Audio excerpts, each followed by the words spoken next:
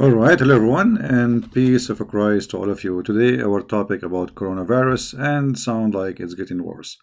But for me, I have one topic always to speak about, even though we will talk about coronavirus. We heard in the news that Saudi Arabia they suspended any visas to visit the Kaaba and Mecca and Al Medina, which mean both city, which is considered as holy. So people like us, a human, cannot visit them because this is a supremacist cult. Believe that Muslims are clean and non-Muslims are filthy, dirty. Uh, Now it's very normal. I mean, a place where a lot of people go there to get infected. That's not really a big deal. But according to Islam, according to Muhammad, that that is impossible. If we go to the Muhammad, what I like about Muhammad that he is a guy is the kind who cannot keep his mouth shut, and the more he talk, the more he do his poo poo. So he talk a lot, and the more he talk, the more he do it.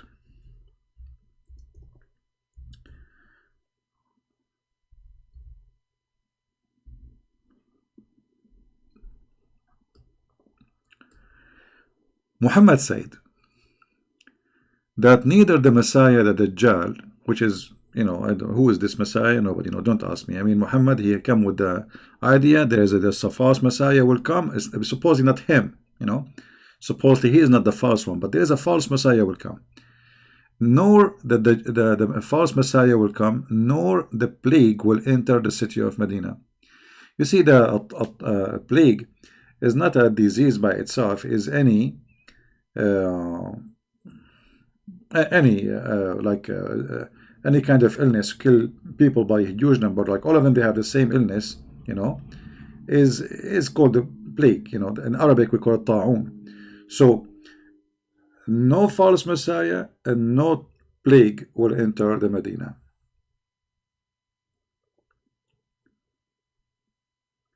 In different hadith, Muhammad, he claimed that the angels are not going to allow that. There are at the approaches of Medina angels, so that plague and Dajjal shall not penetrate into it.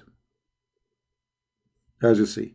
Now, this hadith is enough alone to prove to you that Muhammad is a fraud. Forget about all the debate between Muslims and Christians, etc. As you see, this is a very authentic hadith. This is Sahih Muslim. We can show it to you from Sahih al-Bukhari. It's all over, So he claimed that there is angels are protecting the city of Medina, and no false Messiah. Forget about the false Messiah now, but no disease like the plague will enter it.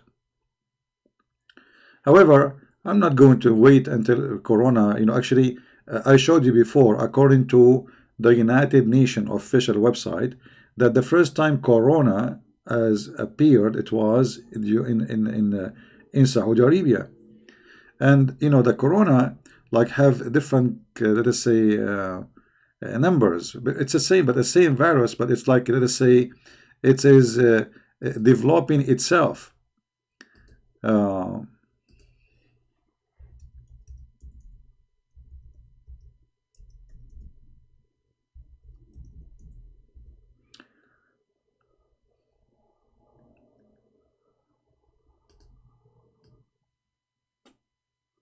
Let us see.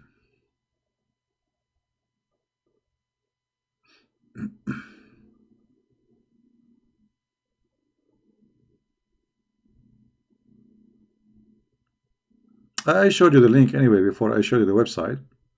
Now, one of you, he sent me email, says this is not about the same. No, it's the same, because all of those, they have numbers, they number them, because this the same virus is a change in its structures, depend in the let us say treatment he got.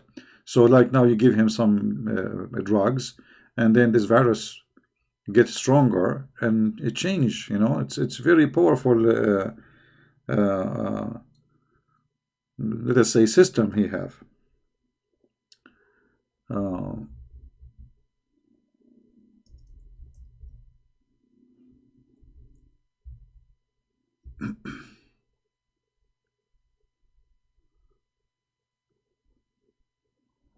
Let us see.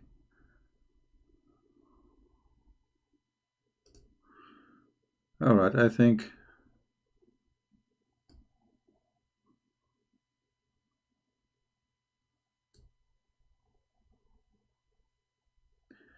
Yeah, you see here, this is the World Health Organization. This is United Nation. This is United Nation. You see here, they call it coronavirus, MERS, because simply this is Middle East coronavirus. First time appear, it was in Saudi Arabia, 2000. In the I think 1912. I think, yeah, in the year 12.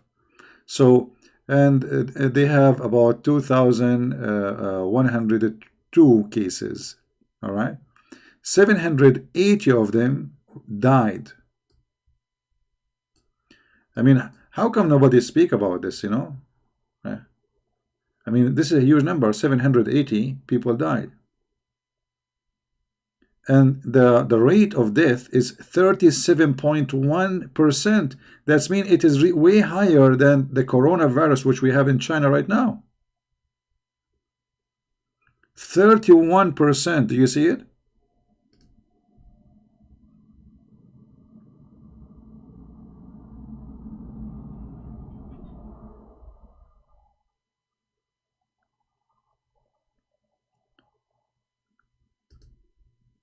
Here we have a hadith from Sahih al-Bukhari speaking about what happened to the city of Al-Madinah a long time ago, during, just right after Muhammad he died.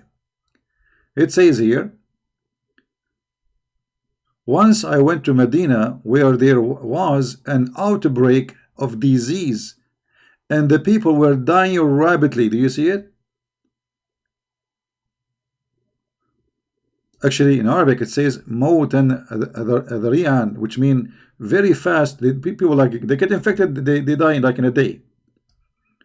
Mawtan dhari'an. So it's like it is really very fast death. People die by hundreds, by and all of them, they have obviously the same disease. But remember, Muhammad, he said that no disease can enter this city, for it is protected by angels.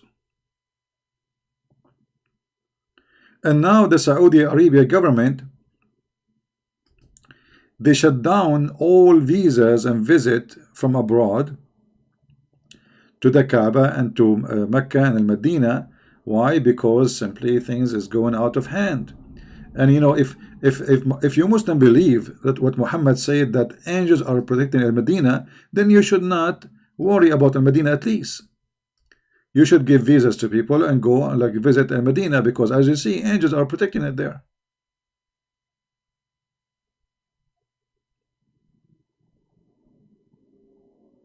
So as you see, Muhammad, obviously, I mean, what I need more to prove that Muhammad is a fraud?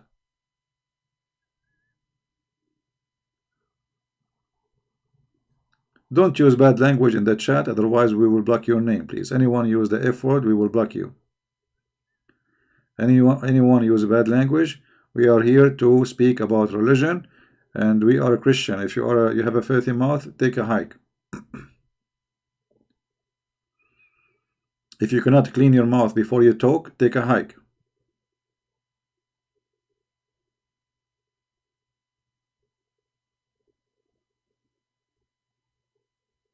All right. So as you see, I mean, the case is over.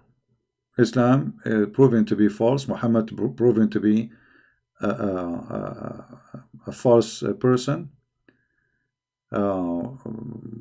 Muhammad is making a statement which is not true. And either you accept that Muhammad is a prophet, but yet he lie, claiming that God told him. Remember, he is not guessing. He is speaking about what? About the city of Medina protected by angels. So who is the one who gave the order to the angels? Obviously not Muhammad, it's Allah, right? So how Muhammad learned about this? From Allah. So if Allah truly is a God for Muhammad, and Muhammad, he received this information from Allah, obviously Allah is making fun of Muhammad. He's shaitan, he's Satan, because there is no way there's a true God, he will say something not true, and he will get his prophet busted. And remember, you know, the illness started like entering like crazy in this town.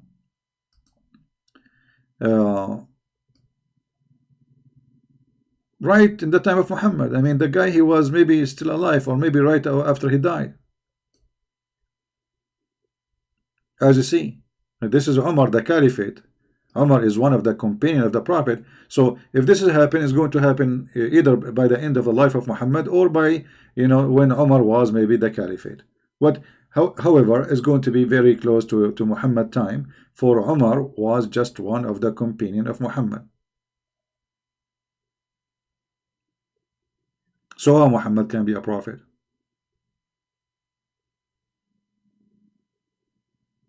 If I say to you that you know, my city, I am a prophet, my city will never enter it. If you enter my house, you are safe, no disease can enter here, and then after that disease enter. So isn't it a clear proof that I am not a true prophet? One of you, he said that one of the most Islamic Ustad, Sheikh in Indonesia, he says coronavirus is the army of Allah, and supposedly he sent me a link in Patreon. I could not, I got nothing. He told me like he sent it, but I checked my mailbox, I got nothing. But according to this Indonesian person, you know, the Sheikh, he claimed that coronavirus is an army of Allah. You know, if you remember, about 10 days ago, we made a video about Muslims celebrating and happy that China is infected, claiming that Allah is the one who is punishing China. Allah is punishing China, and this is why coronavirus is the army of Allah.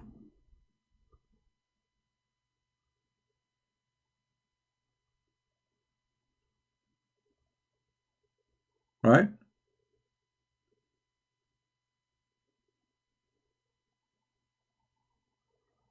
Yeah, I know, but I did not get the link, so I can show it, you know. They told me that they sent the link to me, but I got nothing in my mailbox in Patreon. But imagine how crazy this cult is. They love to see disasters, and you know, this is the only cult in the world make people rejoice for disasters.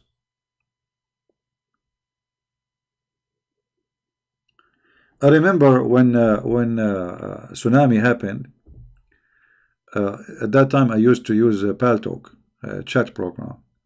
The Muslim, they open a chat room, you know, praise be to Allah, Allah, he punished the kuffar by tsunami. And then they start posting. Not only that, I mean, those people, they have something about them. They fabricated Photoshop. Let me find it.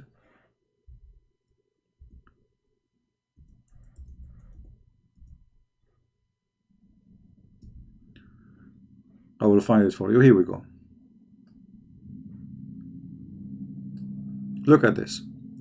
They fabricated Photoshop, claiming that the glorious name of Allah appeared in the wave of tsunami. But at that time, they thought that this is hitting Sri Lanka. They don't know that it hit Indonesia. Allahu Akbar, brother, Allahu Akbar. They heard the news, Australian tourists die, etc. So they start celebrating, you know, and they did the Photoshop, and look, this is supposedly, this is Allah. How this is Allah come with them? This is Allah.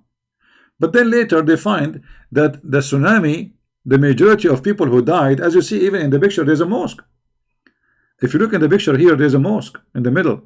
And the Muslim at that, after the tsunami, after the disaster happened, when they found that they are stupid, they are just celebrating the death of Muslims, and then they start posting those pictures. Subhanallah, you see, brother, the mosque is the only place is not destroyed, because the mosque is built from concrete, the rest are poor houses. This is the money of Saudi Arabia. I mean, how tsunami will destroy a house from concrete? Tsunami is just a wave, will bring all the mud or whatever, etc. This is a house from concrete. If your house is made from wood, etc., will be drifted. But this is showing you the madness and the ugliness of this cult, where people, their heart became evil, celebrating the death of nations just because they are from different religion. This is exactly what happened in 9/11. They start dancing in the street, giving candies for people who walk in the street, because today is a victory day. 3,000 Americans get killed. And you can search the videos in YouTube, you will find it. Tsunami is the same. So they start celebrating Allahu Akbar, Allah, He punished the kuffar, etc. May Allah destroy them all. This is what they pray. And the Islamic prayer, by the way, in the mosque is about cursing, asking people to be burned, to be killed. There's a famous prayer that Muhammadan they repeat in the mosque when they are angry from somebody. May Allah freeze the blood in his nerve, in his vein. May Allah stop his mouth from breathing. I mean, look at that. This is a prayer. And everybody behind the sheikh, you say, Ameen. It is absolutely a satanic cult. And this is exactly what happened. Let me search for just 2 weeks ago, when we start hearing the news about this, the Muslim, they posted thousands of posts that Allah punishing China by corona.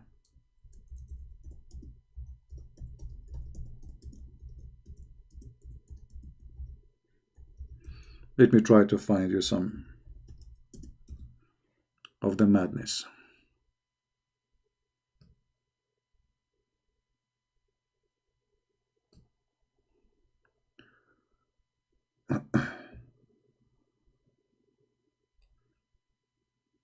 Actually, you can do the same. You can watch videos. This is a video memory TV where supposedly this person, I don't know who's he, maybe Sheikh, I'm not sure. New Jersey Friday sermon. Coronavirus punishment to Chinese. Who is saying that? A sheikh in the mosque in New Jersey.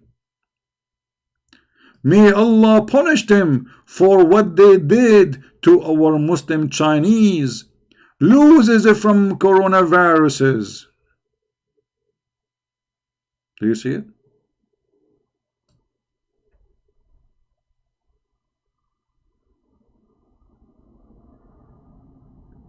Such as a coronavirus outbreak is a punishment visited by Allah upon the epidemic in China. And they are praying for the death of every Chinese.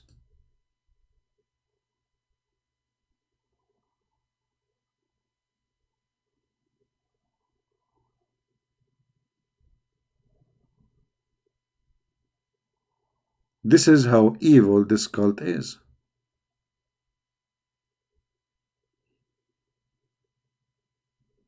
Singapore Ustaz mean like supposedly a master teacher. They are copying the Arabic, which is stupid, because you cannot call yourself Ustad by being a sheikh. Says coronavirus is Allah punishment against the Chinese for oppressing Muslims. You see it? All of those. Look how many. I mean, there's endless posts. Like, we can keep going forever. Okay, now coronavirus is coming to Mecca, coming to Saudi Arabia.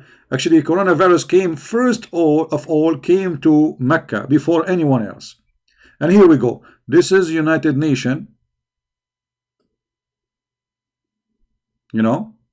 This is United Nation showing you that this has really happened. First time happened was in Saudi Arabia. During the Hajj time.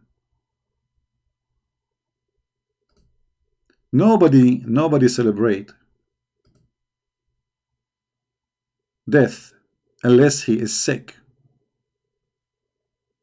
You see, when I hear that a disaster happened in a Muslim country, I don't dance for it. That is a shame. Those are people, they are human, they have a family, they have people who cry for them. They are not bugs. Islam make you believe that if you are not a Muslim, everyone else is a bug.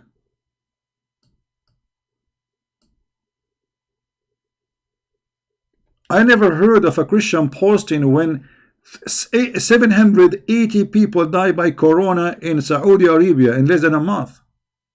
As you see, 37%. Right now, the death in China is way less than 37%. Which means the rate death of corona, the Middle East corona, which appeared first time in 2012, as you see in the screen, in Saudi Arabia, 37% was the death. Almost half of the number of they are infected. The total of 780 human beings die.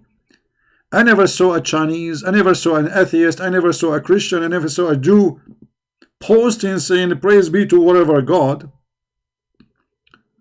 for the death of those Muslims. What a shame. This is the first time this corona appeared. It was in 2012. Sorry, I said before 19. Yeah, 2012. So, how in the world human being can celebrate death of others? The answer is very simple. When you follow an ugly cult like Islam, then you do. And you see we have the proof in front of us. You do, and you do more. Guys, if you read Arabic, you will not believe it. Go and watch the videos. Like now, there's a war happening in, let us say, in Libya, in Yemen, in Syria. Allahu Akbar, may Allah kill him. Allahu Akbar, brother, chop his head, brother. This is the religion, and everybody agree. I mean, nobody say this. What are you talking about? But because this is Islam. And then you will see a bunch of scumbags saying to us, Islam is peace. A bunch of scumbags, even those they claim to be Christians in our churches, I call them scumbag for sure, saying that Islam follow Abraham. Since when Abraham, he rejoiced for the death of people by disease? Is that what Abraham, he taught his children to do? How they can be following Abraham? The Messiah in the Bible says, if you are, and he was speaking to the Jews, not to people who have nothing to do with Abraham. If you are of Abraham, you do the work of your father.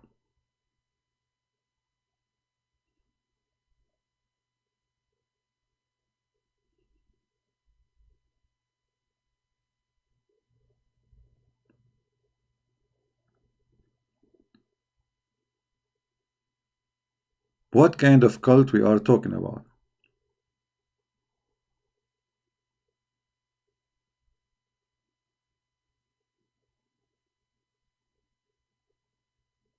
By the way, I just received a post in Facebook, somebody posting in Facebook that he decided to leave Islam. This guy, he called me before.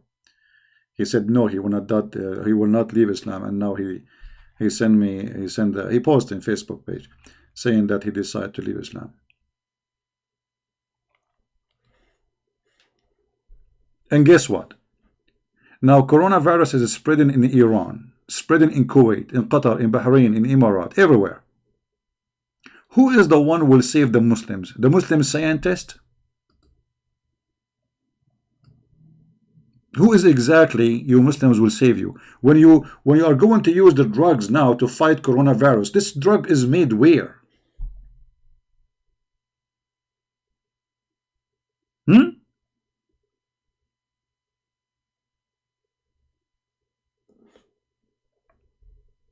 From which country you are going to buy the drugs? Is it made in Mecca? Or maybe Allah, he will send it to you. So now you were celebrating death of Chinese. Here we go. Coronavirus is coming to your door. Get ready. And now you will kiss the hand of the Chinese to give you more information about the disease, and maybe they have a vaccine.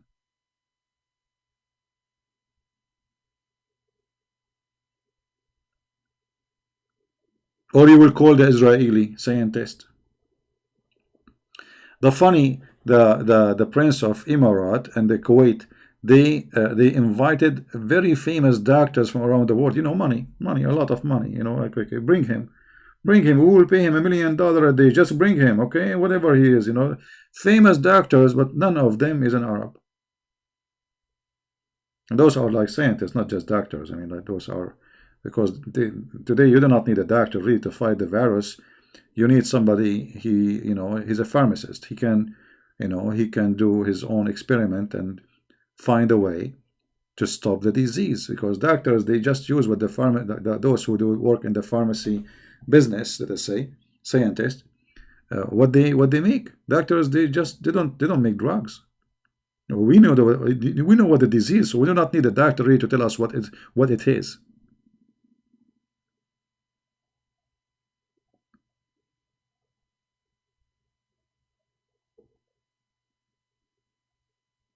Who is the one is going to find the vaccine for coronavirus? For sure, Allah.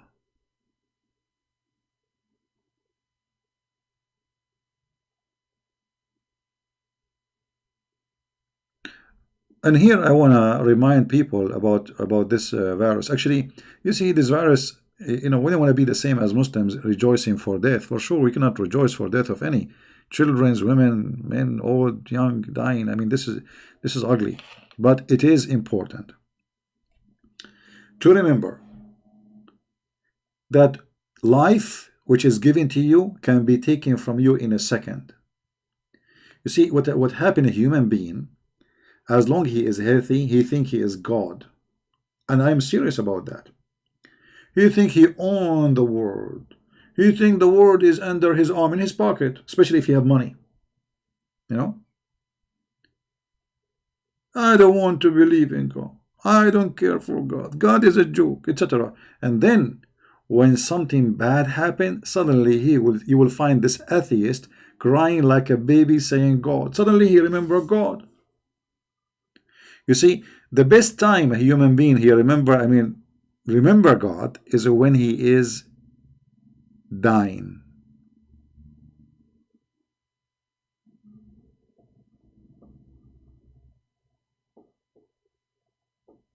Here we go. Annie, she is a pharmacist and she is retired.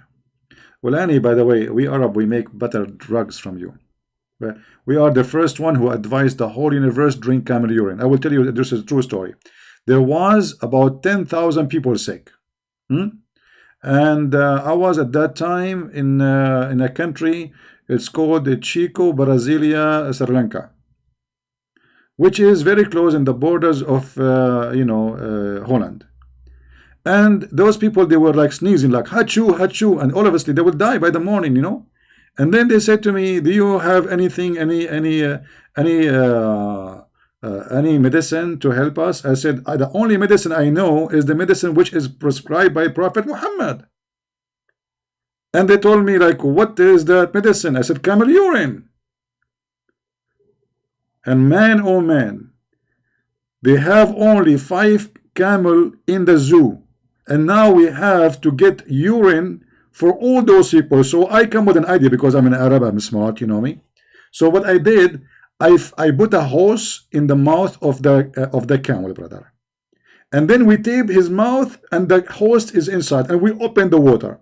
So the water go inside the mouth of the camel as water, come out as a urine. And people drink. And brother, I made everybody, by the help of a Prophet Muhammad, recover. In the morning, everybody is like a donkey, you know, like a horse. And if you don't believe me, this is happening. I told you the name of the country. It's called, Chaco,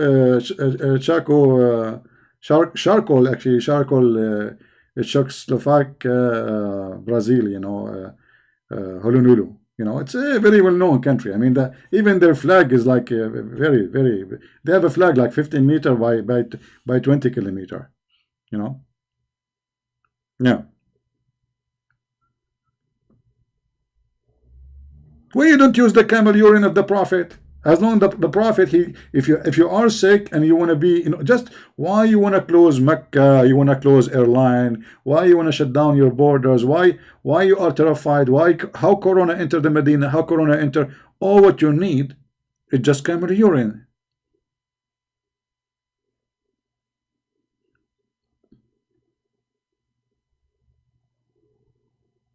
Hmm?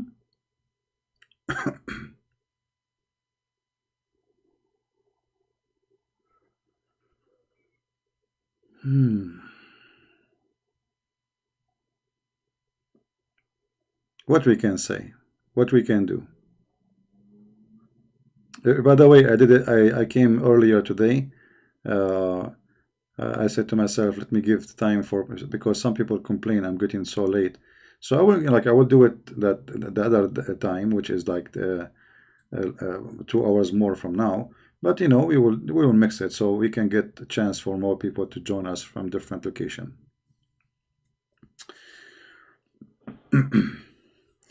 Iran VIP infected Saudi house pilgrimage from Israel. Okay, hold on. Do you know that even the health minister of Iran, I think, like he's an official, I don't know what his job, he got sick with coronavirus. I mean, it's really horrible. And the funny, those in those countries, by the way, even if the half of the population die, nobody will know about it. Nobody will know about. I remember there's a guy, his name is James White. I don't know if you know him. James White is a guy who lost his hair from reading too much, but he read too much, but he know nothing about Islam, about the Middle East, and yet he wanna open his mouth and when he teach about the Middle East. So when he speak about the Middle East, he do poo poo. He literally do poo poo. So James White in one of his videos says that the Middle East was saved from the plague while the plague was eating Europe. I mean, what this guy is talking about? Let me tell you, my friend, why nobody knows about the plague in the Middle East, because it's not important. Just before the oil discovery, nobody even knows what is in Saudi Arabia. Nobody even remember where it is located.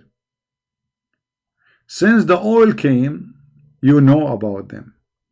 Before that, nobody talk about them. So Europe is the center where civil lives, philosophy, scientists. So when a disaster happened, everybody write about it.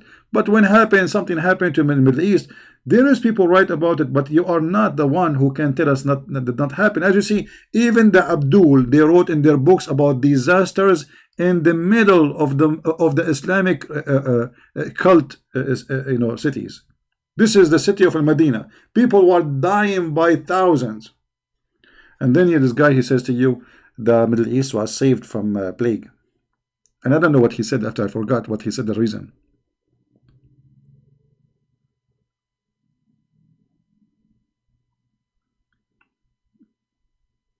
This is why it's very important, before you put a trust in somebody you want to listen to, you have to be sure that he is not making poo-poo, because there's many people, they claim to be ministers, they have a PhD, doctor, Dr. James White. I mean, what do you want more? Doctor, that's it. But you see, doctor doesn't mean he know anything. Actually, I noticed that those who hold a degree is the last one to know. I have a degree in Islamic law, but I did not learn about anything about Islam from my degree. My degree in law have nothing to do with Islam, actually. Why? Because they teach you, if this happen, you do this. But this is not Islam. Islam, you can read the garbage. They will never show you the garbage. So you study Islamic law, okay? Islamic law, like we study a book. It's called Usul al-Fiqh. Okay, you go and read. The I don't know how to translate the word in English. Like the let's say the rules of. I'm not sure how to translate this. Let me see if I can translate using Google translation. Hold on.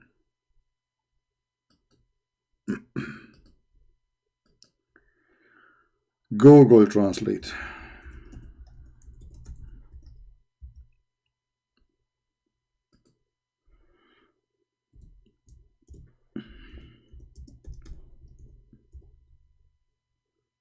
Okay. I know this is what it came in the screen. I don't know if that will be accurate. أصول الفقه. Fundamentals of jurisprudence. All right. This is a translation from Google Translation. I'm not sure if this is a good translation, but it's look like it's close to. So anyway, you study, but you learn nothing. It's just stupid things. Everything I learned really about Islam is not there. I learned it by my own study, by my own research.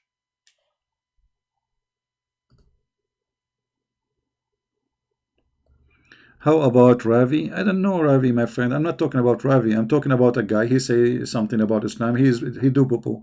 James White, he said once, anyone who say Islam as all is ISIS, he is lying. Islam is ISIS. Actually, the true Islam is ISIS. So this guy, he's proven to me that he's an idiot when it's come to speak about Islam.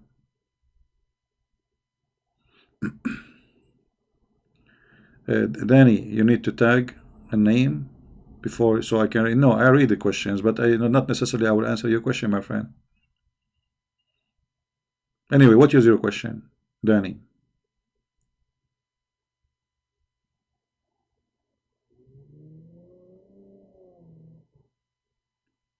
All right.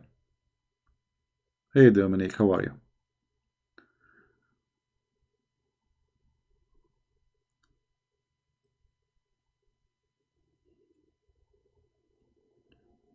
I don't care, who you like who. For me, what I care for, if a person speaks the truth about Islam, then he is right. If not, we have to either correct him. If he's stubborn, we will give him a spank. As simple as that. You know what I mean? If you claim to have knowledge, you see, if you don't have knowledge, why you open your mouth? Why you say things which are not true? And you are deceiving the Christians. So when you say Islam is not ISIS and yet you are a Christian minister, you are lying. Because there's no way you have a PhD, which means you are a person of you learn how to research, and you debate many Muslims before, and you do not know that the true Islam is ISIS. Isn't it Muhammad? He says, I've been ordered to fight and kill all mankind until they convert to Islam. So is Muhammad ISIS or not? So how you say the one who says Islam is ISIS is a liar? You see, when he's saying that, the Muslim, they use it against us. Because he's a very well-known Christian minister. I say, look, here we go. They use his video to promote lies. Is that Muhammad or this is the neighbor? He been ordered to fight all mankind, kill them all, unless they convert to Islam.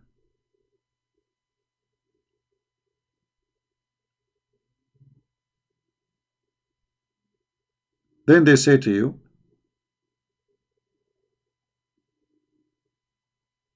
that ISIS is not Islam.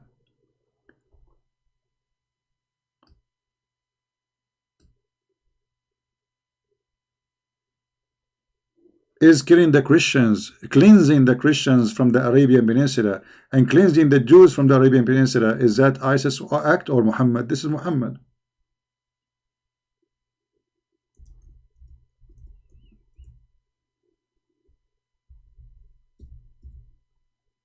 Is that Muhammad words? The messenger said, if I live, if Allah wills, I will expel the Jews and the Christians from the Arabian Peninsula. How he will expel them? By the sword. Kill whoever he can kill, and the rest they will run away. And then they say to you, you will get someone who claim to be a Christian minister, that Islam is not ISIS.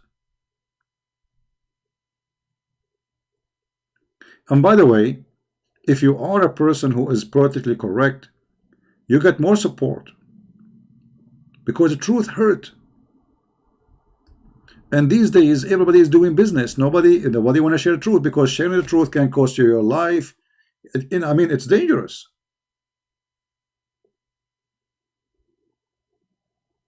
Even Muhammad, he ordered the Muslims. He told them that you are the best of mankind. Islam is a supremacist Arab cult.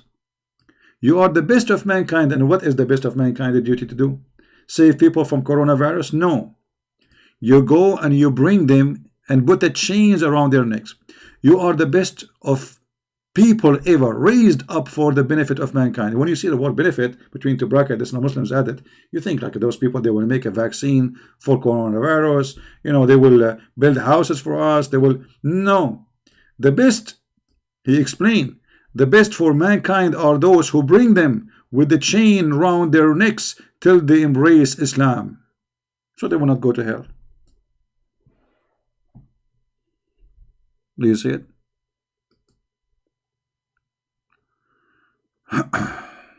I am an ex-Christian. Muhammad Michael, I think you are the Mother Teresa. You used to be the Mother Teresa, and I will not be surprised that if you claim to be the Pope. How about you give me a call, Muhammad Michael? Let us see, and so everybody will be laughing at you. Aren't you claiming to be an ex-Christian, Muhammad Michael? Here we go. I will open my Skype just for you. Do you dare to call me? And in 2 minutes, people, they will be dying laughing at you lying. Hello? Do you dare? Maybe you can make me Muslim too. Maybe you can make me ex-Christian. I open my Skype for you. Do you dare?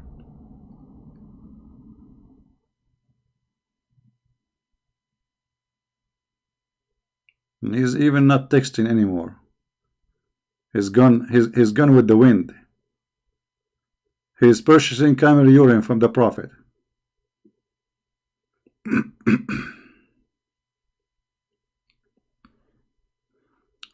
Muhammad, fiction or fact? Doesn't matter, my friend. If he's fiction or fact, that will not change anything. I don't focus on those things. I focus in getting Islam busted. You know what I mean? Focus in the head of the snake. And now you see, the second I challenge them, they die. Focus always in the head of the snake.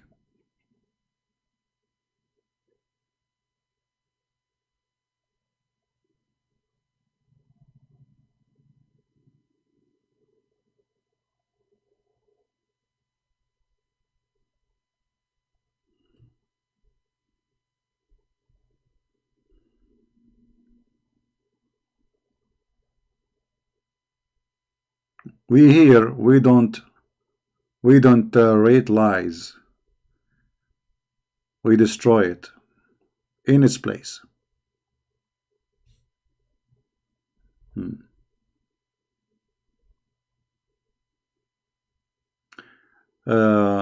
Someone from this okay, yeah, he claimed that okay, you see, I will tell you a story. I wish at that time I have a recording program to record it, because you would die laughing. A guy in a chat room, the Muslim, they invited a lot of people. Chat room, kind of like Paltalk, they have a paid chat room. It can fit up to 1,000. Imagine 1,000. You see, at that time 1,000 is like now. Like now we have 581, and we are not like, not really busy, because I'm not coming in the time I used to come.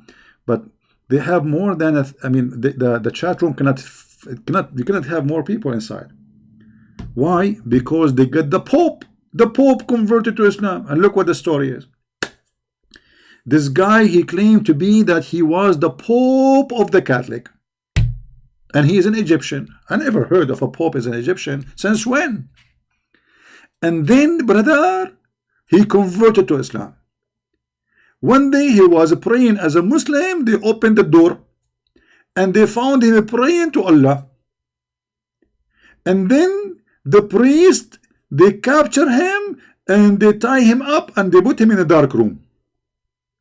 And every day they bring 12 lions and they order them to turn their back and they whip him with their tail.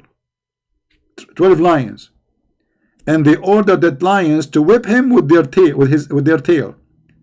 and he have marks in his body, brother. It's chat room, you know. I swear by Allah, if I have a camera, I will show you. And he's almost crying. And then, brother, one day Allah inspired him to run away. So he opened and he broke the toilet seat. And he went in the sewage. And he came out in Egypt. I was literally dying from laughing. I mean, do you know how far Egypt is from the Vatican? So he went in the toilet seat, down in the sewage. He came out in Egypt.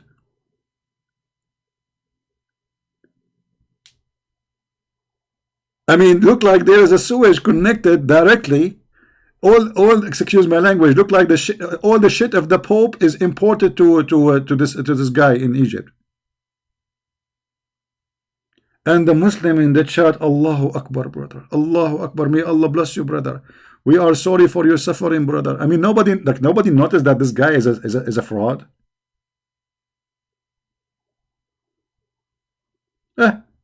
Welcome to Islam. Right?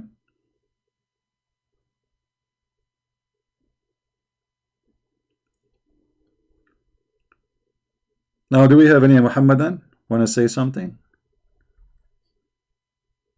Or you are brave to talk to me in your video, make a video about me. Christian Prince getting busted. Or if you get me busted. I never saw a Muslim don't get me busted. Actually, I bought a glue just to glue myself because I get busted every day. I mean, like, and I know I am #1 buyer for a glue from Amazon.com. Actually, if you see me, you will not recognize me no more because, like, I don't know how to glue things together, brother. Like even the ustads from Indonesia, they will not debate me because I'm broke. There's nothing to break left, brother. That's it. I mean, his nose in his toes. There's nothing left of him.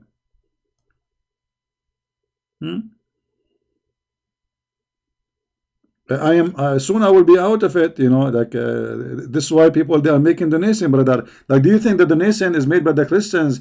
Can I spend it for something useful? No, I'm buying glue, brother. I buy glue. I go to home, like in Home Depot, they knew me. They say that the guy who buy glue. I go to Walmart, they say, okay, the guy who buy glue. You know. Even I wanted to find a wife to get married from, and then I don't know how she said, "Are you the glue guy?" How in the world she found out? I don't even have a picture in the profile. Unbelievable.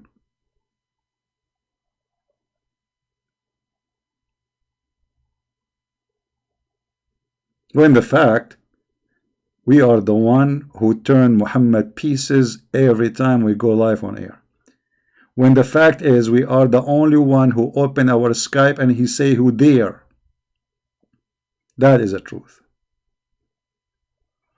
We should pray for Muslims. My friend, pray for the Muslims, pray to everybody. But if you want to help the Muslims, it's not by praying for them alone, because prayer alone without work, this is what the Bible says. Faith without fruits is a false faith. So those who say pray to the Muslims but yet they don't want to do anything, I mean, okay, how you will save them? What do you mean pray to the Muslims? You see, did Jesus pray to save us, or he come to this earth to save us?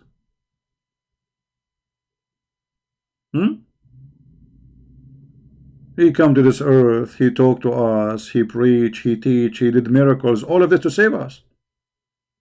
Everything the Messiah he did, it was for one purpose, not for his benefit. It was for us, to save us.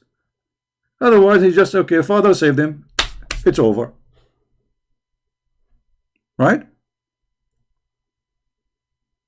The Messiah, he gave his life for you to save you.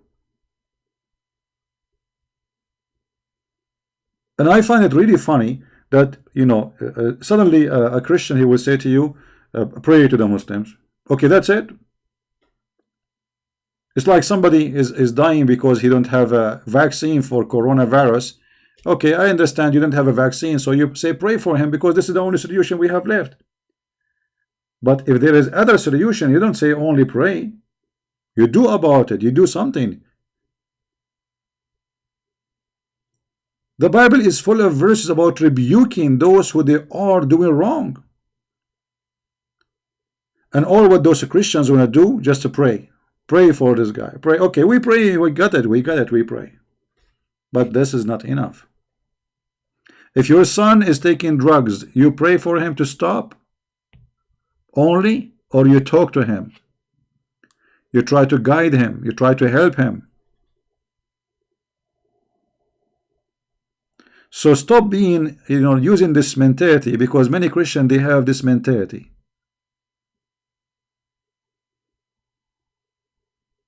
They think Christianity is just about praying for others. That's not true.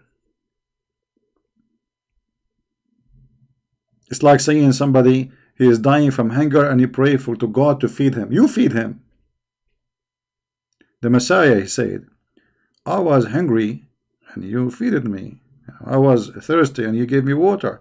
I was a prisoner and you visited me. I was a stranger and you took me in. He did not say and you prayed for me. I was a prisoner and you prayed for me. I was sick and you prayed for me. I was hungry and you prayed for me. No, he said, and you visited me. You took me in. You did an action. That is the teaching of Christ.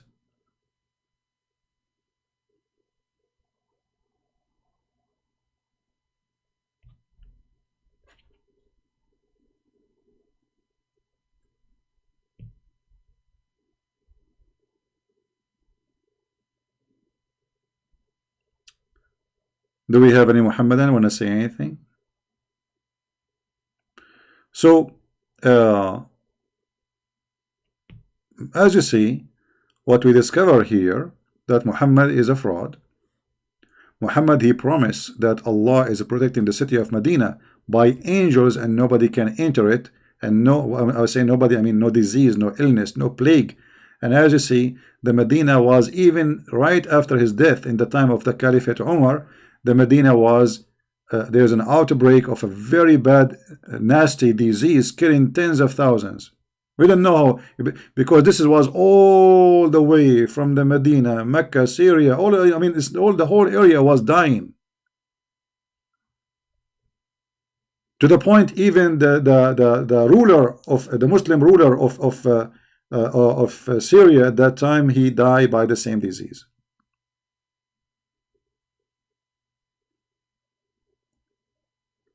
And then when we have a virus like this corona, and instead of Muslims, showing some support for a human being, you are a human being. Forget about your religion now. No, they cannot. And instead of being a human being, supporting all those, I mean, how many people they lost their father? Maybe they don't have anyone to feed them now. Nobody to take care of them. I mean, maybe he is the only one. He is responsible for the family. What we do, instead of feeling sorry for them, we celebrate even tsunami. We make thousands and millions of posts in YouTube, in channels, sheikhs talking that they believe that Allah is the one who punishes China by sending coronavirus. But there's a lot of Muslims in China too, you idiot. And now China is coming to your door. It's all over Iran. It's all over Kuwait, Bahrain, Saudi Arabia. It's all, and in the Middle East. This is something about Middle Eastern countries and government. In the Middle East, if there is one, if there is like 1,000 people die, they will say half one. Do you remember once I made a video about those who die in the Hajj? They walk in the top of each other.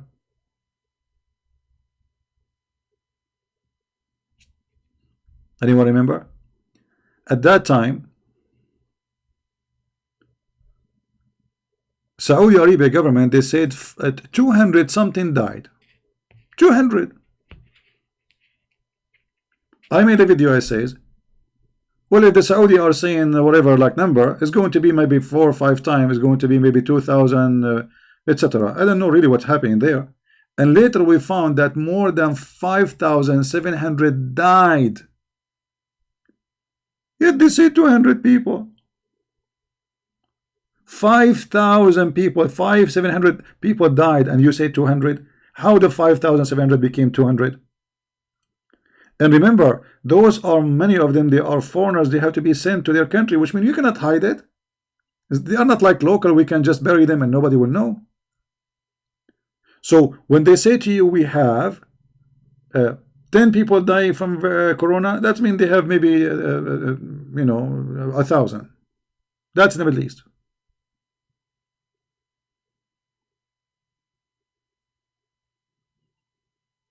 That is the Middle East.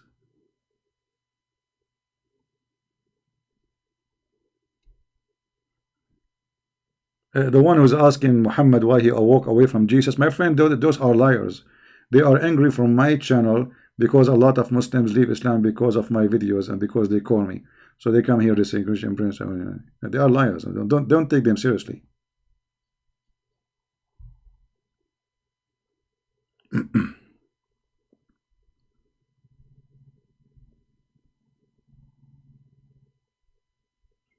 And right now, actually, I'm thinking to apply for a visa to go to Saudi Arabia, and I will start a farm, you know, for camel urine, because this is the time for camel urine. That's it. We have a solution.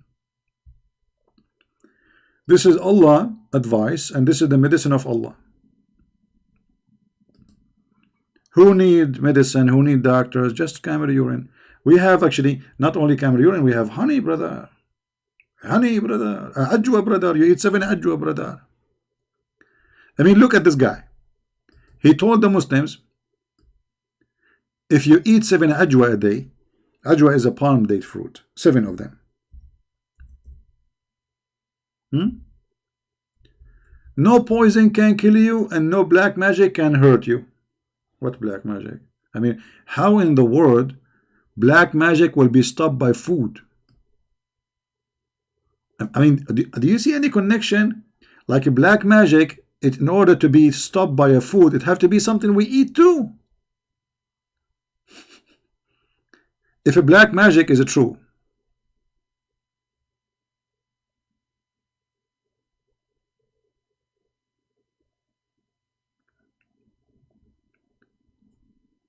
you see, food or anything enter your mouth, it can be either harmful or useful. But black magic is not something entering your mouth. So how the ajwa can fight the black magic? Let it go. Muhammad is talking, doing poo-poo. Forget about it now.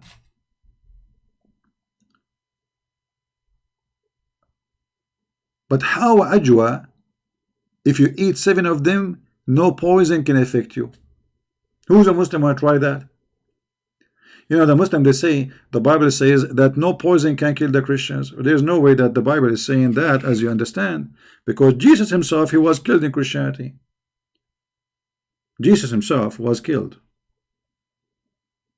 the Lord of the Christians. So obviously the verse is not what you are trying to say.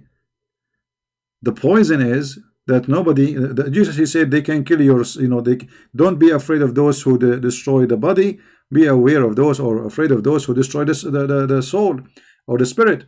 So for us as a Christians, no poison can kill us, which means no poison of the devil, poison of Islam, poison of cults, poison of the world can kill us, because our eternal life is guaranteed by believing in the Messiah. Because the poison is you poisoning your head, believing in the virgins, private parts, gold and silver in heaven. You know, you Muslim, you made God a pimp house, you know, his house. But as you see, Allah Apostle said, if you eat 7 ajwa a day, every morning, you will not be affected by poison and magic. And guess what? Muhammad himself was affected by both, and he died by poison, not only affected. According to Muslims, Muhammad was affected by magic, and to the point he was not, he imagined himself having sex, but in fact he was doing laundry. And Muhammad, he died by poison, as Aisha reported. So look at the fraud. He taught us what the medicine, but yet himself he infected by both, and he died by poison.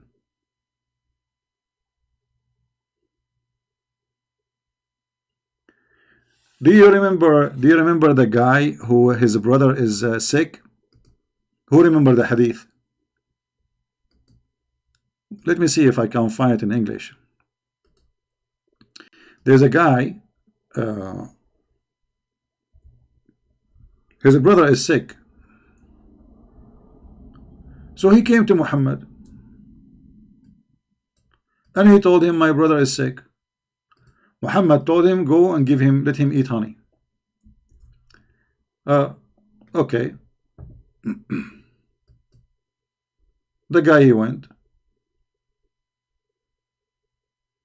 And he came after a few days. He said, my brother is getting more sick. He told him, I told you to make him drink honey. I said, I did that. He's sick. He's getting more sick. He went again. Few days more, he came back. The guy is obviously dying, Here we go. I found it. Look at this story, how hilarious it is. A man came to the Prophet and said, my brother has got loose motion. Not loose motion. The Prophet said, let him drink honey. The man again came and said, I made him drink honey, but that made it worse. The Prophet has said the truth. The Prophet said, Allah has said the truth, and the belief if your brother has told a lie. Have you ever heard of such a doctor?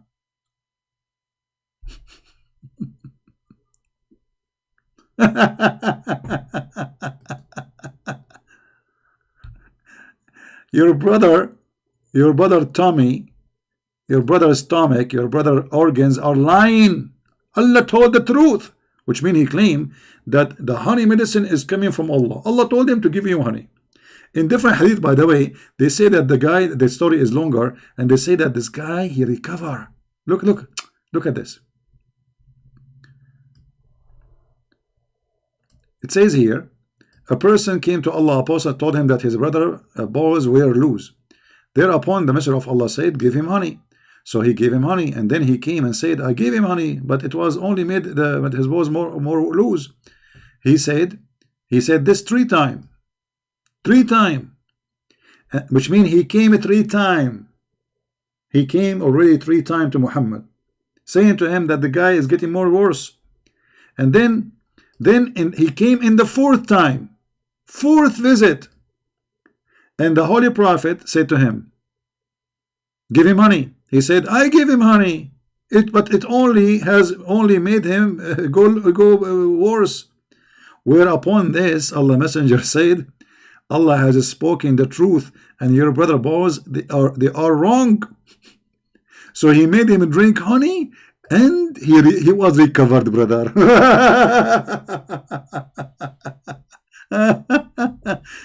Oh boy.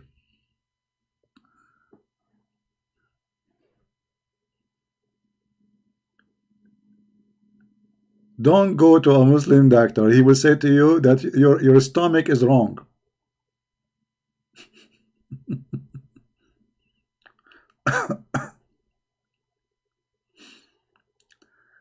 Oh boy.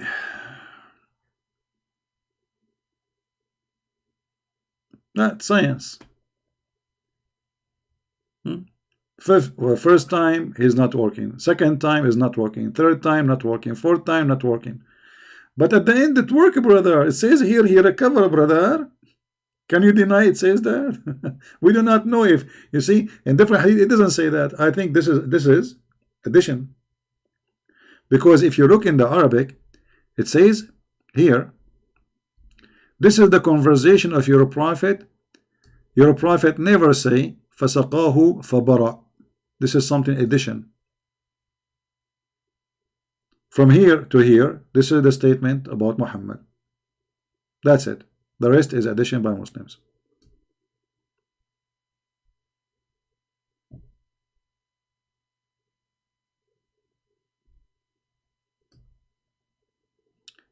Hold on, we have a guy. His name is Danny. How I can help you, Danny? I think Danny he have some issues. You need help. Danny, there's something I can do for you, my friend. I'm trying to find what you are posting because I see your people are somehow upset from you. So do you like to say anything to me, Danny? This is your opportunity. Here we go. I'm just looking at your, waiting for your text. Do you want to say anything to me?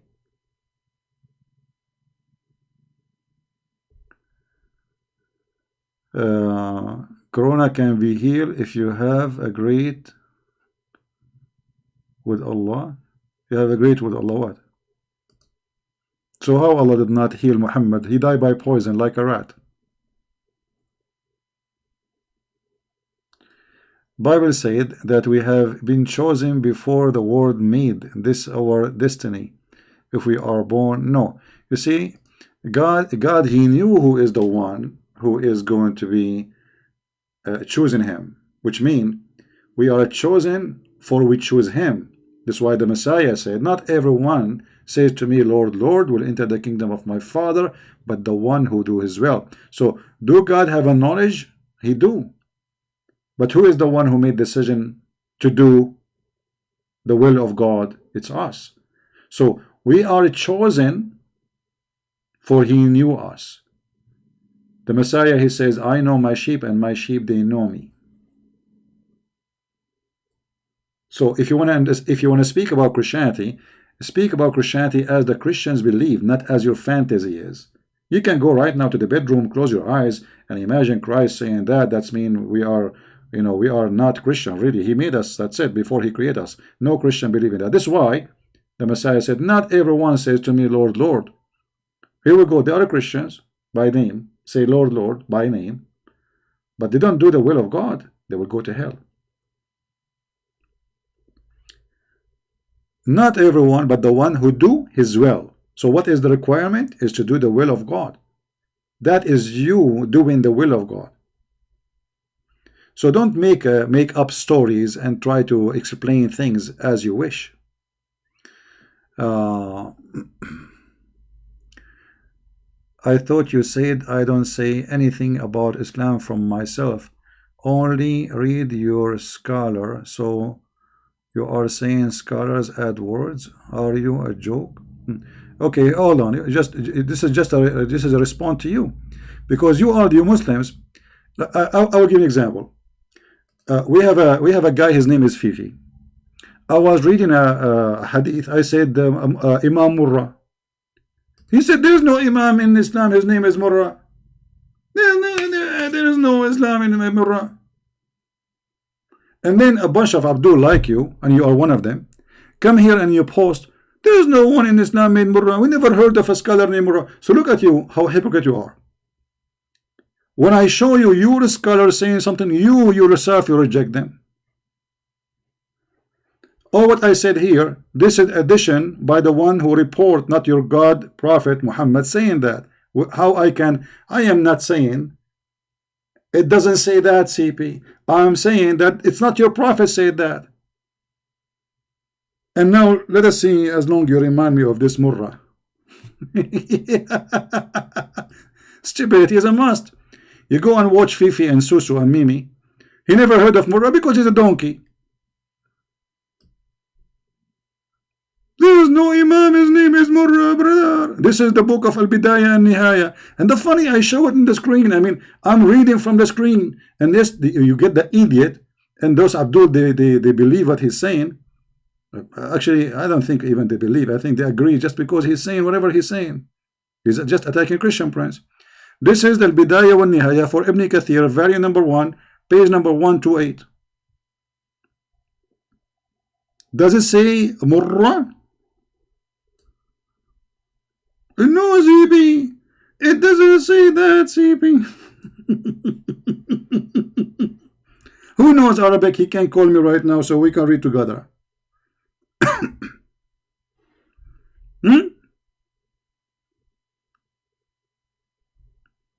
Any Muhammadan? Do you see his name? Potatoes. And then every Muslim come to the chat, he says, CP, tell us about Imam Murrah.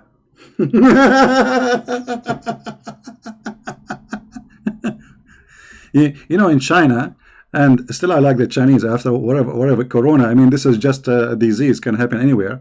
They say he left as a donkey, he never came back as a horse. And this is what happened when your teacher is a donkey.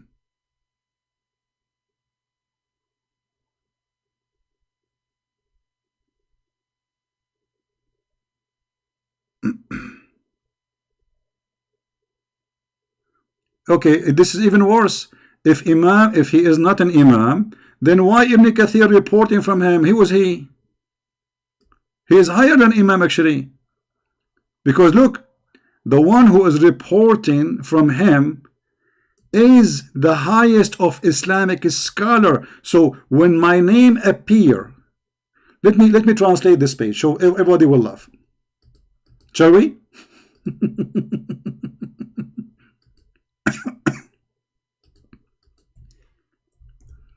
When my name appear in the list, but this guy, he do not know, by the way, that this name is exist. He's an idiot. He's just a joke. Let us translate to English. Why is translation is not coming? Translate to English, okay.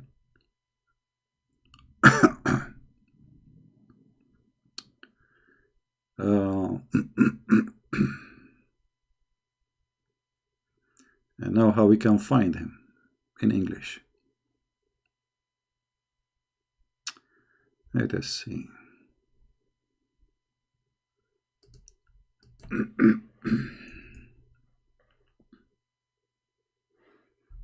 Potato word.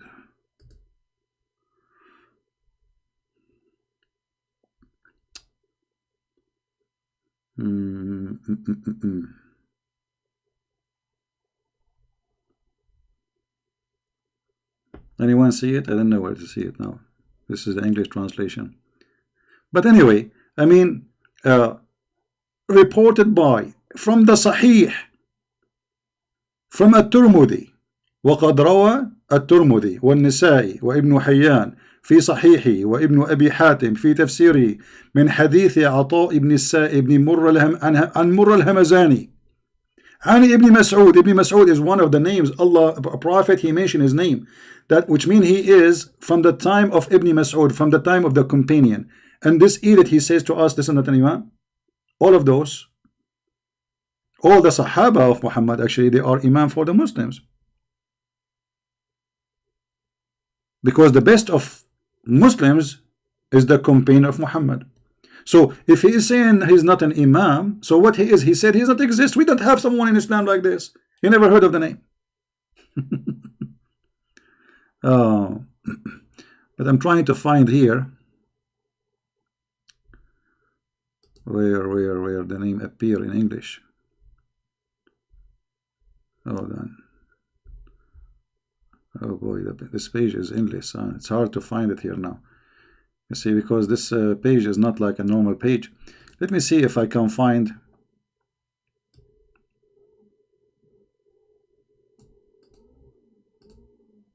different page which is smaller. Anyway, they are a bunch of jokers.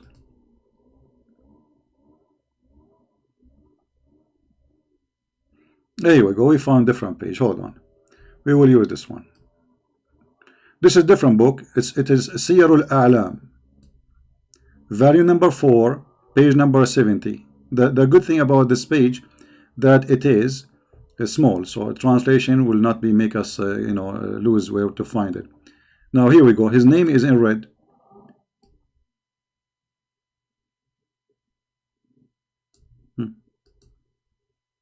They never heard of him. They are learning Islam from him.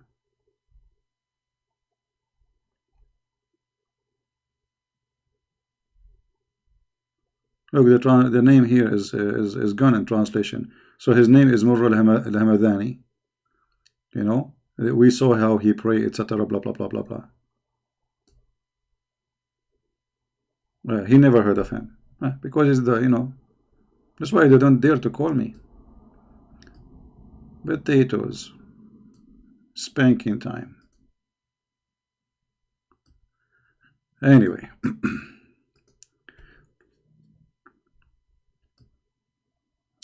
You see, actually, you Muslims, you should reject anything is addition to what your prophet said. Did your prophet say that? No. So why you are adding it? You are reporting hadith. You are reporting a hadith, which means you are reporting what your prophet said. What the guy said to the prophet and what the prophet said. Why you are adding at the end this? So he made him drink.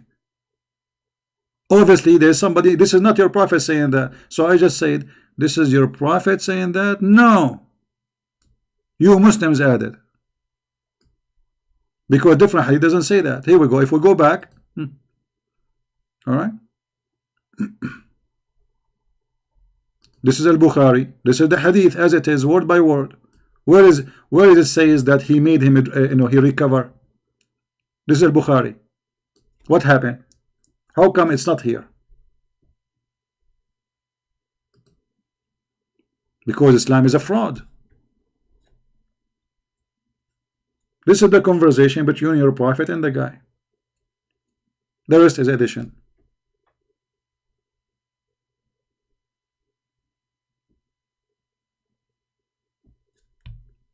Any Muhammadan?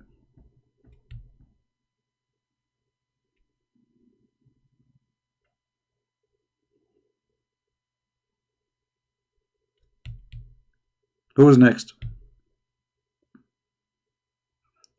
And what kind of a prophet he said to the guy who is dying? You know, he's obviously very sick. And you know how somebody told you I have a pain, you give him honey. I mean, that's it. So Muhammad, he claimed that he is God told him, as you see. Believing in Jesus Christ is the will of God. You know, Jesus Christ is God himself, my friend.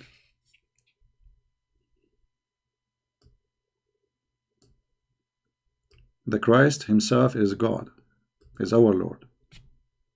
He is the visible image of the invisible God.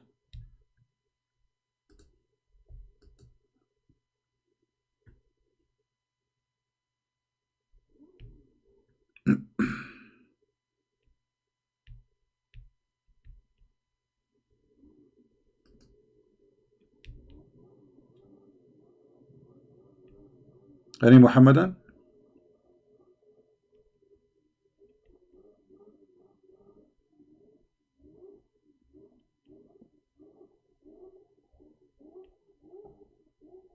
Who's next?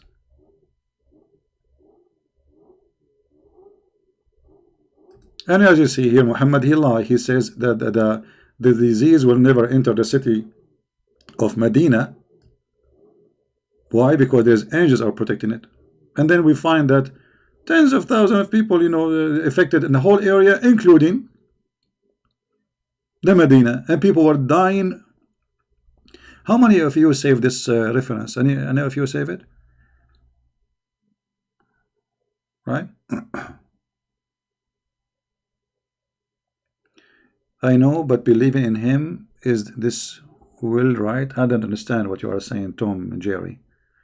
Your question is like a Tom and Jerry cartoon. Christ is the visible image of the invisible God. And when the Messiah says, not everyone says to me, God, God, but the one who do the will of my Father, which means my will is exist. Before you met me, before you saw me, your father Abraham, he saw me and he rejoiced my day. This is what he said to the Jews. You know, he says, your father Abraham, he saw me and he rejoiced my day. They said to him, how did this happen? You are not even 50 years old. Why? Because they don't understand. So he said to him, before Abraham I am. So obeying the will of the Father is obeying God in heaven and God on earth For God and earth is the visible image of the invisible God. So you are mixing things between what will? I mean, I don't know what you are talking about. Sound like a Greek argument about who is more really chicken, the rooster or the rooster, the red rooster or the black rooster. You know, some people, they make argument just to argue, just to speak stupid, and they go in circle.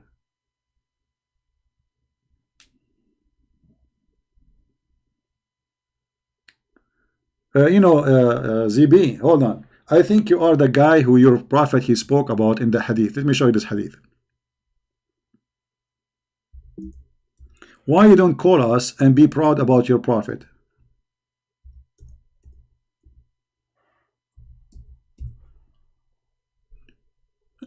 The guy who called himself ZB. Is that you? The one your prophet spoke about? I mean, look at this prophet. Either you agree that he is a fraud, or you show me one Muslim his head became a head of a donkey.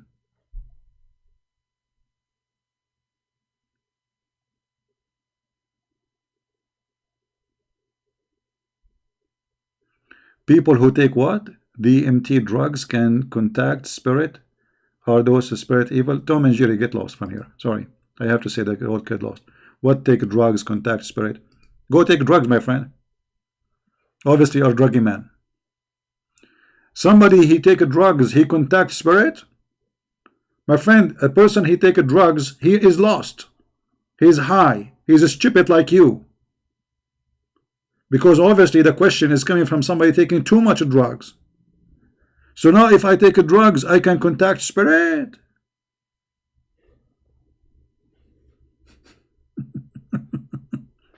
Where these people are coming from? Don't get married, okay? The one who take drugs is obviously mentally ill, because you know it's bad, you know it destroys your brain, and you contact no one. Even you lose contact with yourself when you take drugs.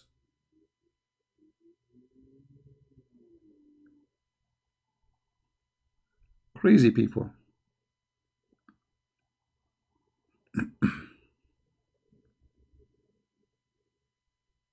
Like sometimes you take people seriously and you talk to them as adult, but then you turn on like kids, take drugs. Now where is the Abdul, the guy? Who is a Muslim can show me one Muslim, his head is a head of a donkey because he raised his head before the Imam. Don't tell me after 1400 years, I can show you tons of videos from YouTube right now of Muslim raising their head before the Imam finish. How come Allah did not make his head of a donkey? Obviously Muhammad is a fraud.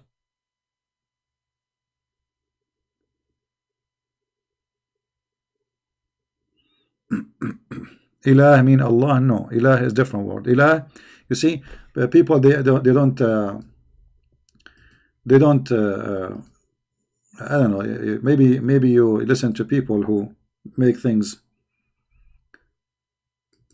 This is the word Ilah.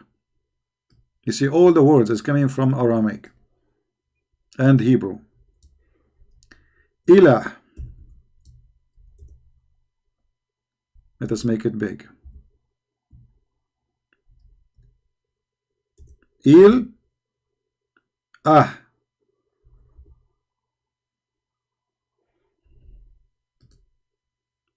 Il is God. The Ah here is like saying the God. That's a word by itself. Do you understand? Il is a word meaning God. So have nothing to do with Allah. Allah is like this. Al Lah.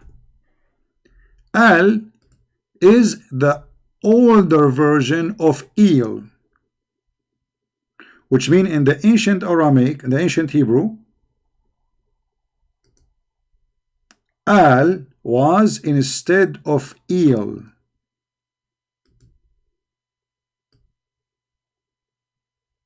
So if you read the old Hebrew Bible, you will find that Elohim used to be Elohim. Israel used to be Israel. Mikael, Mikael. Ishmael, Ishmael. Why? Because El was Al. It's just a word meaning God. So the language changed a little bit in the pronunciation, and the word El and Al both are a word meaning God. So the second you put the word Al before a word, that make it God. Whatever come after is the name.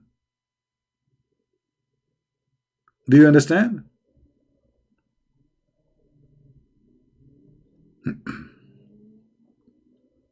Whatever come after the word Al, which is equal to God, is the name of the God.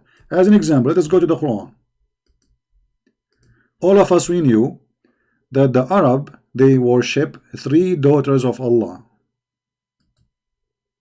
What their name? Who remember?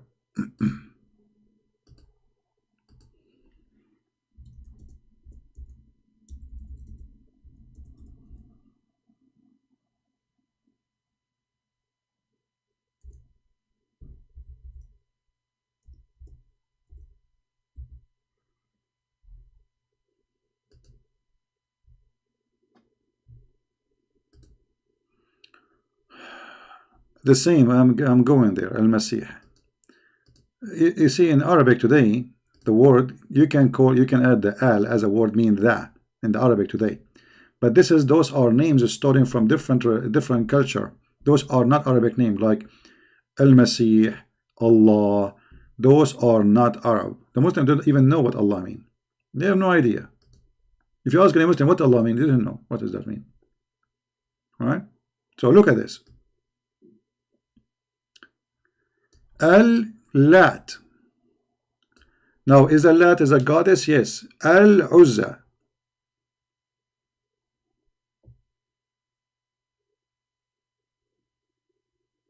Al-Lat, Al-Uzza.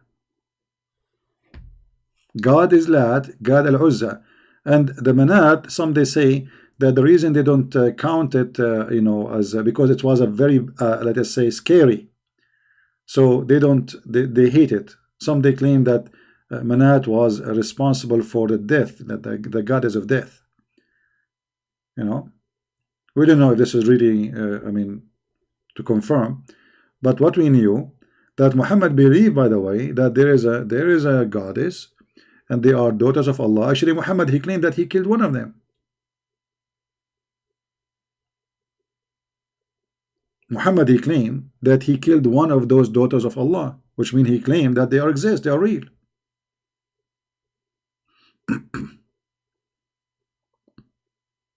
She is a woman who have dark hair. Muhammad, he sent Khalid bin Walid to kill her. First time he could not find her to kill her. He cut only at trees, and then he came back. Muhammad, he sent him back. He says, go back, you did not finish your job. If you remember the hadith, we show it many times.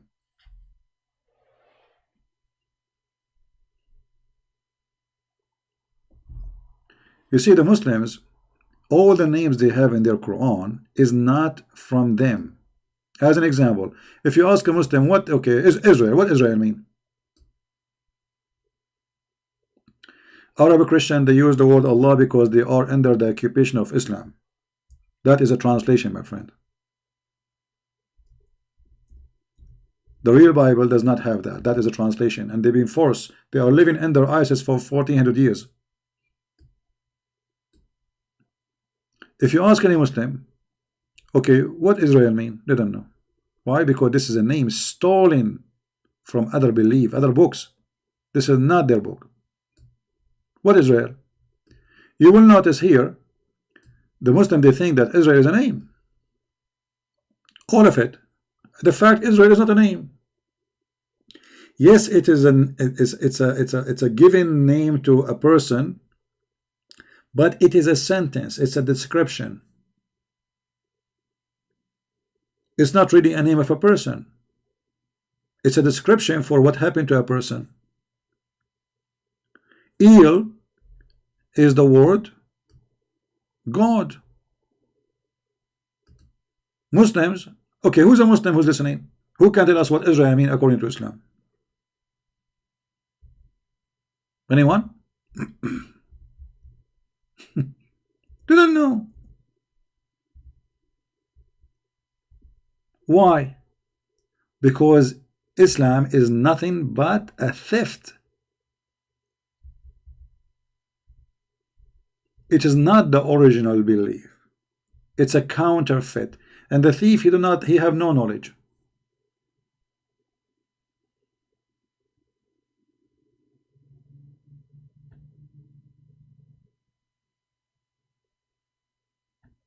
It's like, me, I claim to know mathematics, and then you ask me 6 by 6, I have no idea. Simple question. I mean, Israel, this is simple question. This is not really, you do not need to be a very, high scholarship knowledge to know what the word means, but he didn't know. Even the Muslims do not know what Al-Masih mean. Imagine. Mikael, they don't know. Allah, they don't know. Ishmael didn't know. Abraham didn't know. Why? Because simply Islam is a theft. When you claim that you wrote a book and this book is not yours, and people ask you, what is this mean? You do not know what you are talking about. Because this is not your book. Those are not the names, you know them. You are just a copy-paste person. Have you ever heard of a God? He don't tell us how this guy, his name became Israel. Nowhere we can find how this has happened. How? Okay. The Quran speak about a guy, his name is Jacob, and then suddenly speak about a guy, his name is Israel. Okay. Who is Jacob and who is Israel? Okay, we know who is Jacob. He is a son of a person mentioned in the Quran, right? Okay. Do you know what Jacob means? No. Now, who is Israel? Do you know who's he?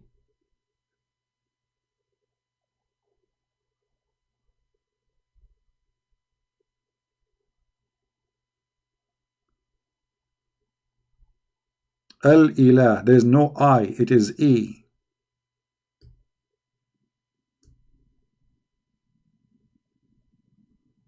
Why people are stubborn? Al.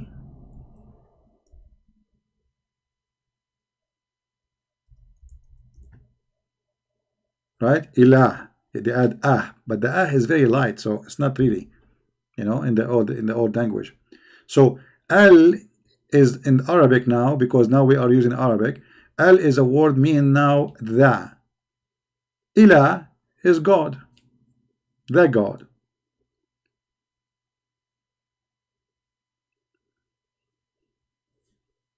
Did you get it?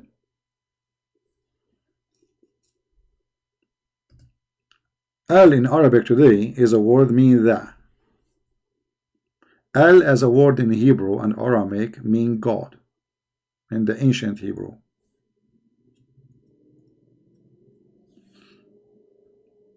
So the Arab, when they want to say the God, they say the ilah, which mean al ilah, which is coming from the Hebrew anyway. It's a theft in the Aramaic. Even that is a theft. They have nothing, this cult have nothing.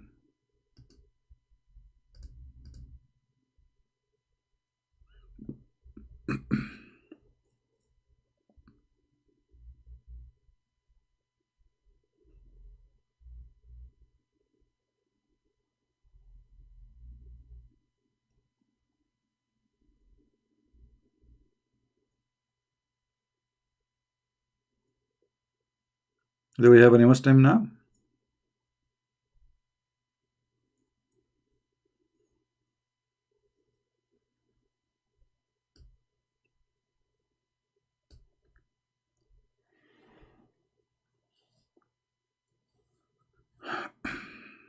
I understand it's impossible to be al-ilah because no, Allah is not a name. Why people are not listening? Allah is not a name. The Muslim ignorant, they think it's a name. We just told you. Why nobody is listening? It is two words. So how it's a name? Al is a word mean God. The name is La. That is the name of their God. Al is a word mean God. So the name is not Allah.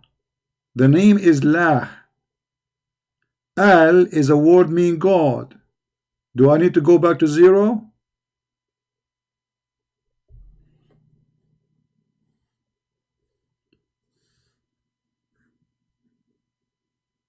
When you add, because this is not an Arabic word now. You see, in Arabic, al is a word meaning the. As simple as that. Al, you add it before anything. The house, the door, the man, the women. You add al. As long you are giving definition, who is he? You know him. All right. But this is not an Arabic word. This is a stolen word from different belief, different religion. So they stole it, but they do not know what it means. As an example, in the same chapter we are opening, look, they have here Torah. Okay, what Torah mean? Any Muslim can tell us what Torah mean? They don't know. Injil, what Injil mean? How in the world Allah He sent Injil to Jesus? Injil is a Greek word. You see a thief? The Muslim, they claim that Jesus was a messenger for the Jews only. Okay, how he is a messenger to the Jews, but he is giving them a book in Greek?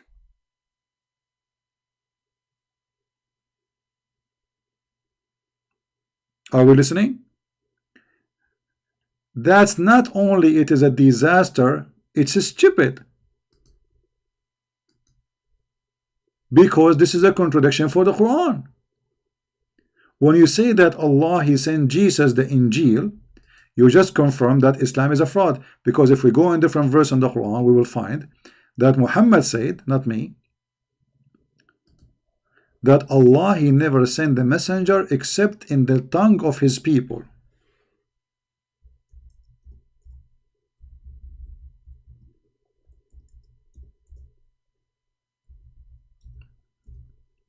Are we following? Chapter 14, verse number 4. Who's talking? The God of the Abdul. They cannot say this is weak and we didn't accept it. We send not, we never send, ever. We send not a messenger except with the language of his people. Okay, hold on. So the name of the book is telling us what the language. The name of the book is Injil. Injil is a Greek word. Have you ever heard of a book? The name is in Greek, but the book inside is different language? That will be funny. So, how Allah He sent not any messenger except speaking the language of the people, yet He sent Jesus a book, it's called Injil.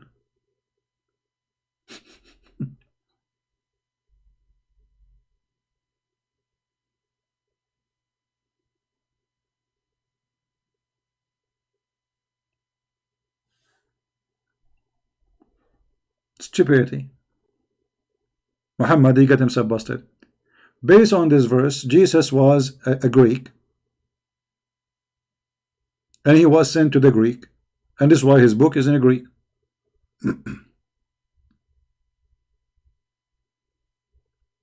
And the proof in front of you.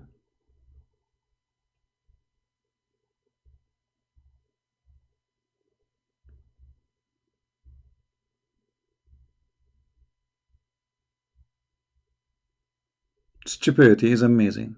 But this is what happened when you have a guy, he's a thief, he's a donkey, not educated. He copy, he posts in his book. Okay, he heard that the Christian, they have a book, it's called Injil. We call it Injil, but this is not, that will not be good for you, because it's called Injil because this is a book written for the Greek people. It's a Greek book. Why you are using the Greek book? And the funny, it is Allah who sent the Injil, not someone else. It's not like Muhammad saying it's called Injil. No, Allah He gave Moses the Torah and gave Isa the Injil.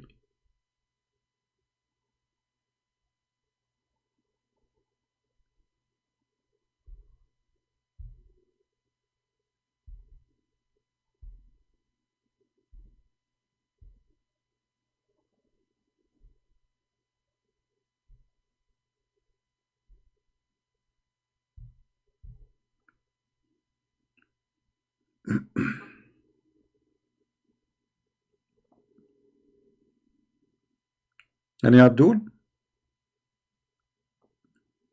We are dry these days. I just get I told you like maybe 20 minutes ago, 30 minutes ago, that a Muslim, he decided to leave Islam. He posted that in Facebook, but still we are dry. Today I got only one person leaving Islam. I mean, this is really dry day. Only one.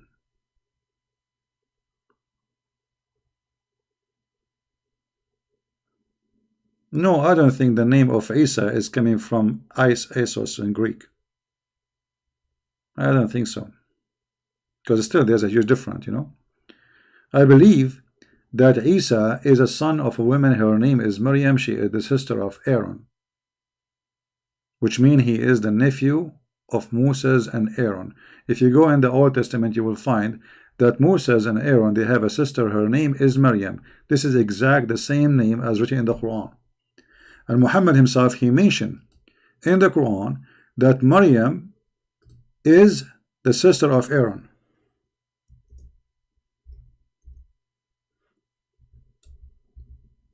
Maryam is the sister of Aaron.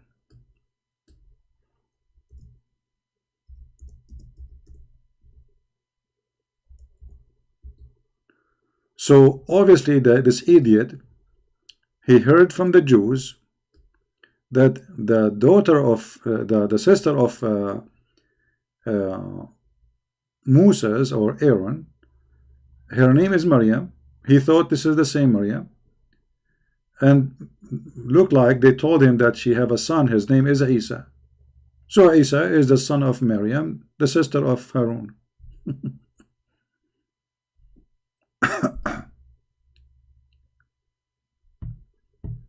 Garbage in, garbage out.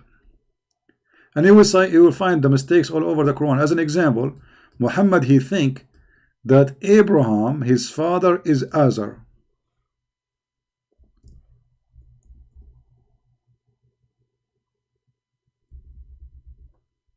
But all of us, we knew that this is going to be true. I mean, why the Bible will say different name? It's a book came long before Islam.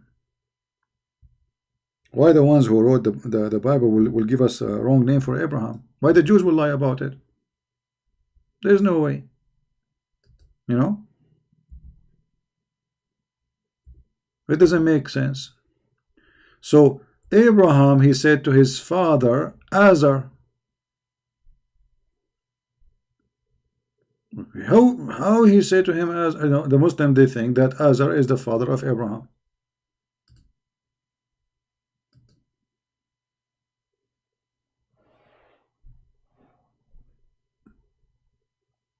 But where is the word Azar is coming from?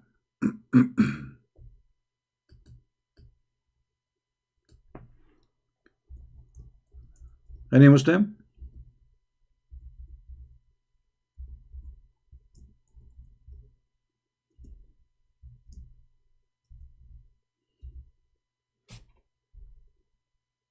Any Muhammadan? Any comment?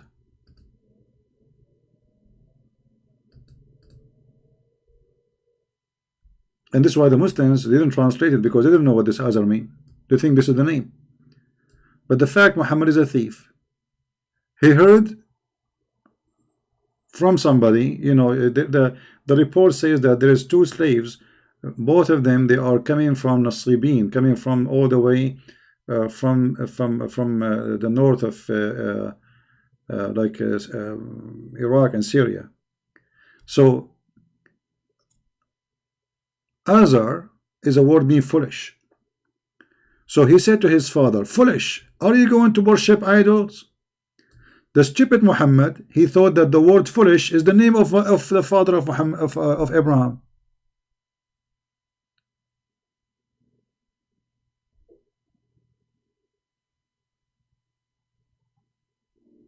So read carefully and remember when Abraham, he said to his father Azar. Muhammad, no, he don't stop. His father Azar, he think that this is the name of his father. Do you take idols as gods? But the fact, this is not a name. This is the word means stupid, foolish. This is foolish. Are you going to worship idols? So the word stupid, idiot, donkey became the name of the father of Abraham. Well, I don't know how to give you a reference. This is you have to we have to invite somebody. He is because for me, I did learn this actually from a scholar in the Aramaic language, in the ancient Aramaic. So to provide you with the reference, I have to get his books.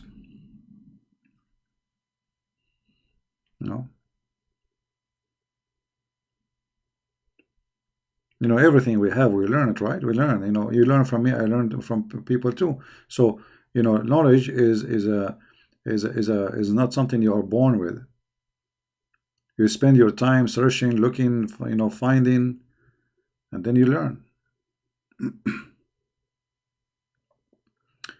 But anyway, you can go to anyone who speak ancient Aramaic, because still there is some people, they do speak the ancient Aramaic until now, and they will confirm it to you.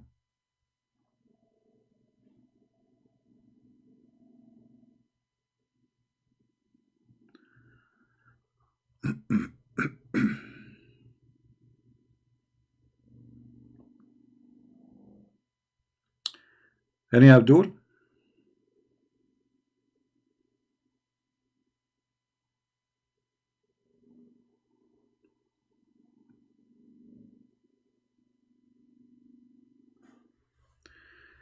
Be careful here. Look like we have a fraud person. His name is Nathan. He might teach you about the stock market. So he will take your password and etc. Don't get rid of him. You see, they got in the chat, they start speaking, hello, how are you, etc. And then he's giving you a Skype, he will teach you about stock. Never trust anyone in the internet. I will never ask you for your name. I will never ask you for your password. I will never ask you for your credit card. I will never send you a file, and I will never take a file from you. So be careful, don't be a fool. It's internet. There's a lot of garbage there.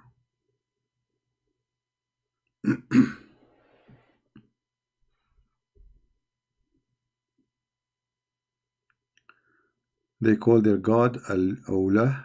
I don't know why they call their god Allah. I'm not sure why.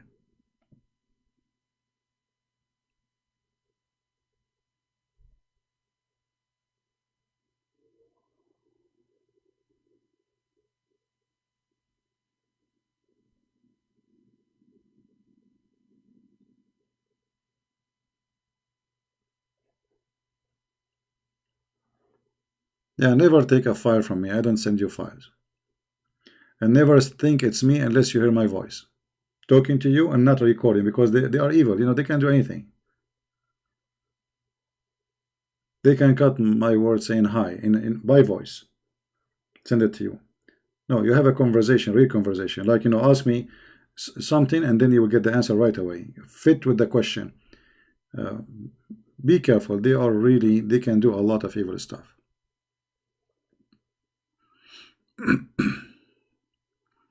And anyway, I mean, here what we are doing is sharing knowledge. Why you wanna ask you for anything? You know what I mean? What's my business?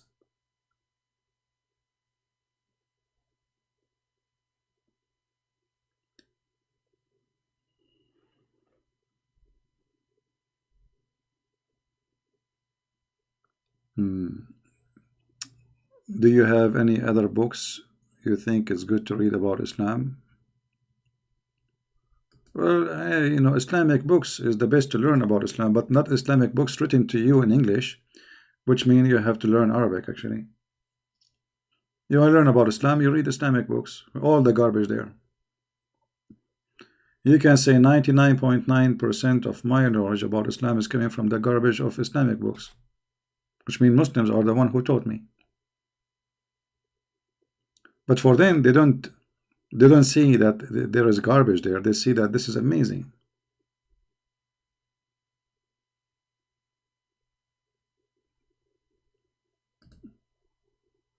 This is a Greek word. When we say Latin, I don't know if you know what Latin means.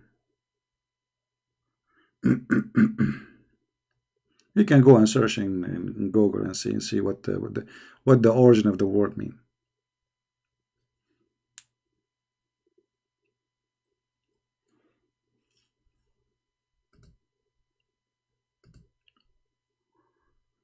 There is origin of languages, and there is languages who follow.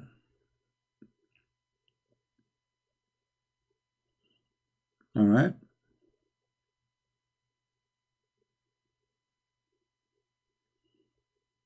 As an example, Arabic is not a language by itself. Arabic is a mix of languages, mix of Aramaic, Hebrew, some from the Ethiopian language, some, I mean, it's a mixed, big mix. And by time it became a language by itself.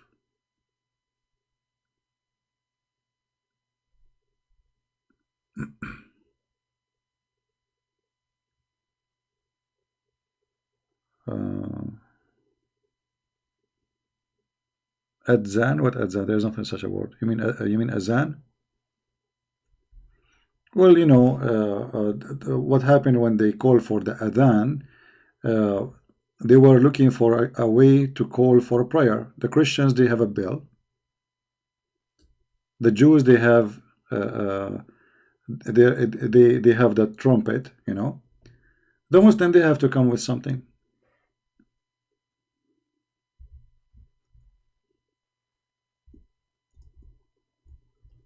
Actually, there's a hadith. I will try to find it.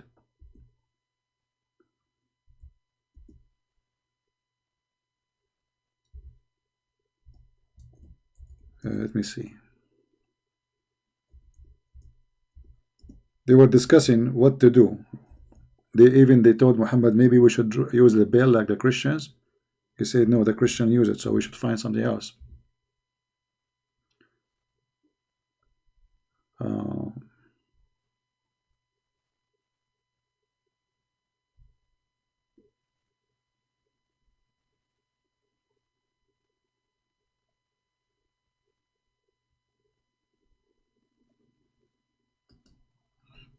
Let me see if I can find you a reference.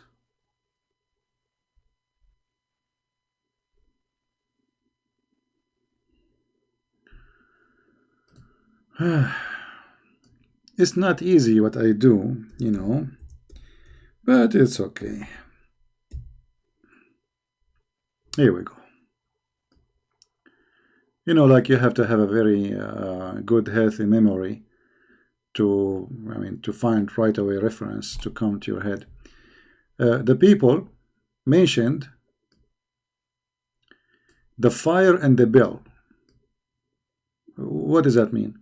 They are proposing to Muhammad, let us choose this. Which one you use? Use fire to call people for prayer, or the bell? Huh? So they are suggesting to Muhammad to which one to do.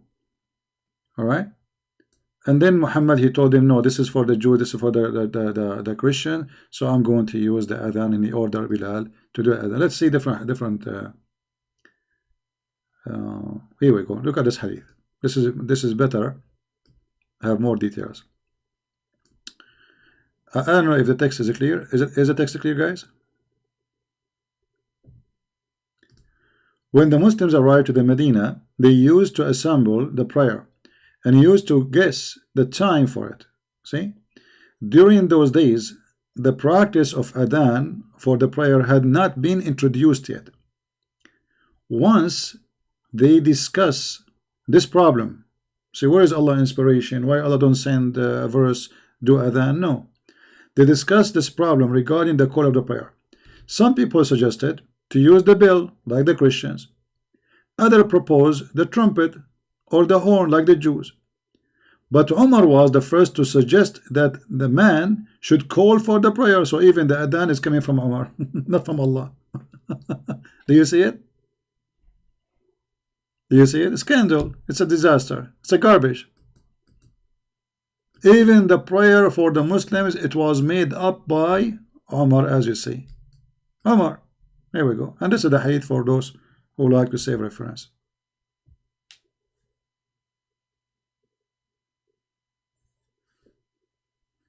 Do you see it?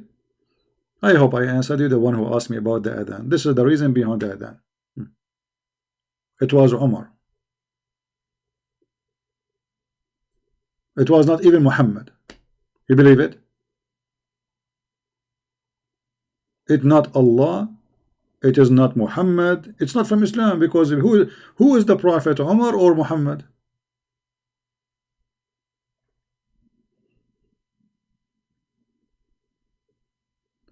And where is Allah here? Well, he was taking a nap.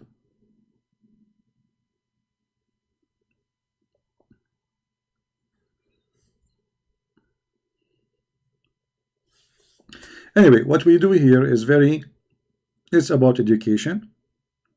And I hope people, they take reference, they save them. And if you are ever watching my videos later, for those who watch my videos, and you want to find those references, it's very easy. You know, think about it this way. Let us try to search for the same line. Like, let us say, type the same exact line in Google. You will find the hadith. Like now, I'm not showing for those on the screen what is the number. And you want to know, okay, where I can find this one. Very simple. Choose a sentence. Those days, the practice of adhan for the prayer had not been introduced yet. Actually, try always to find a unique sentence. Like here. Once they discussed this problem regarding the call for the prayer, some suggest to use the bell, like the Christians. Here you go. It's long, but will make you guarantee to find the reference. This is in case you did not, you know, you don't know how to find it, because we post the link here, but later the people download my videos and share it everywhere. All right. I mean, you see, you guys are lucky. You know, for me, when I was studying, we don't have computer and internet. First time I got a computer, I turn it on. I don't know how to turn it off. I said, what's wrong with this computer? I hit the switch again. It doesn't turn off. I thought there's something wrong. I took it to return it. They gave me a defect computer because I don't know what this computer is. I just get it, you know. So I hit the switch, it turned on. Okay, wonderful. And now I play a little bit with the mouse to see what this like. You remember the old days computer? They were like a woman. She have a baby in the 9 month, very huge screen. So okay, I play with it. Okay, now I'm done. I'm gonna turn it off. So I hit the same switch. I thought the same as a light, you know, like the same as a stereo, the same anything. So I hit the same switch, the one I turn it on. It doesn't turn on, doesn't turn off. Like, what the heck? I paid a lot of money for it. Something wrong with it. I turn again, like I hit it again. It's not turning off. Oh boy. Man, oh man. All this money was for nothing.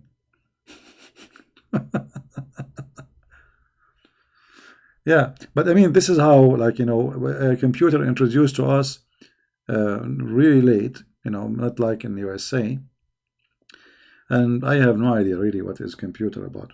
Anyway, after 2 weeks after getting my computer, I start learning about a script. I study even some about JavaScript, but I forgot now, like, too much, how to make a window, how to make a click bomb. You know, I learned how to do web design, but, you know, not like high knowledge, but I can design a website. So from a person, he turned the computer on by a switch. He don't know what computer. You know, it was very, I mean, in 2 months, 3 months, I became really good in the, yeah. But this is how, you know, everything, today we are lucky. You have your phone is better than any computer at that time. I remember even to log into the internet, it was dial-up, you know, dial-up, you know, the ring in the phone. And then the modem stuck. And when the modem stuck, that's it. Format the computer, what to do, you know, take off the jack, put it back, turn it away, turn it off for 5 hours. It was horrible. The internet, hold on. Let me show you an old videos of mine. Let me search for it. We are done with Muhammad garbage now. I have a video which is mentioned in the Iranian TV. This is an old video. The Iranian government TV. They were talking about the most, like the most aggressive against Islam, you know.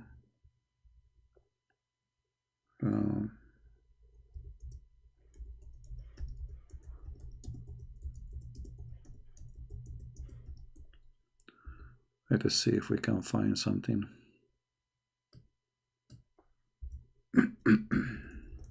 Anyway, just to show you how I was using a camera. I bought a camera which is really expensive. I was recording the screen by the camera.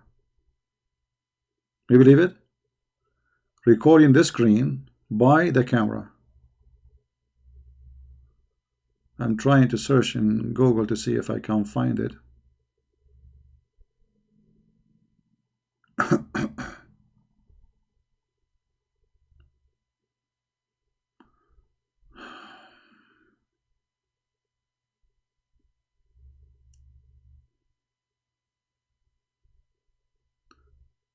But this is how bad it is. And then you download the video from the camera to the computer, and the computer is so slow. And then to load 10-minute video in the internet, it takes hours. Oh boy, I go to sleep, I woke up, still the video is not is not loaded yet.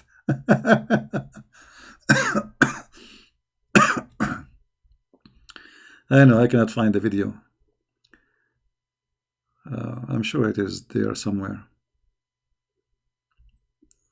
It can be found in Memory TV, because the one who told me about it, actually it was in Memory TV. It told me they are talking about your video in you know, it's Iranian TV.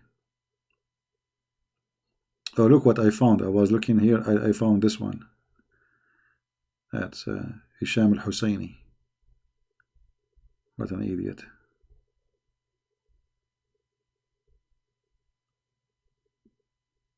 Anyway, Mission Impossible. I have millions of videos, so finding my video by myself is impossible. Oh boy.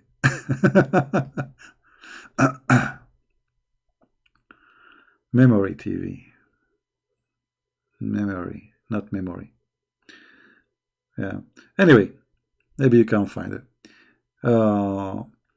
But this is how hard in the old days. Not like now. I mean, we have software. I mean, things is way easier. Like, and not only that, I used to use Google Translation to translate anything, because there's nothing. There's no hadith in English. There's nothing. When I was exposing Islam, you know, at that time, there was nothing. Totally nothing.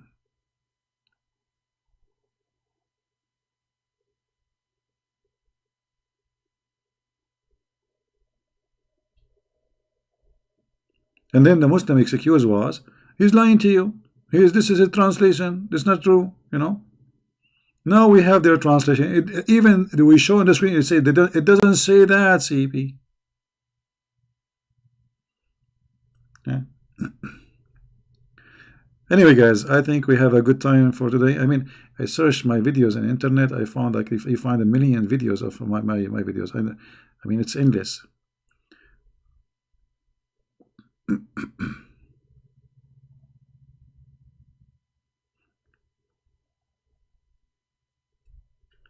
Like, once I was invited for to a church.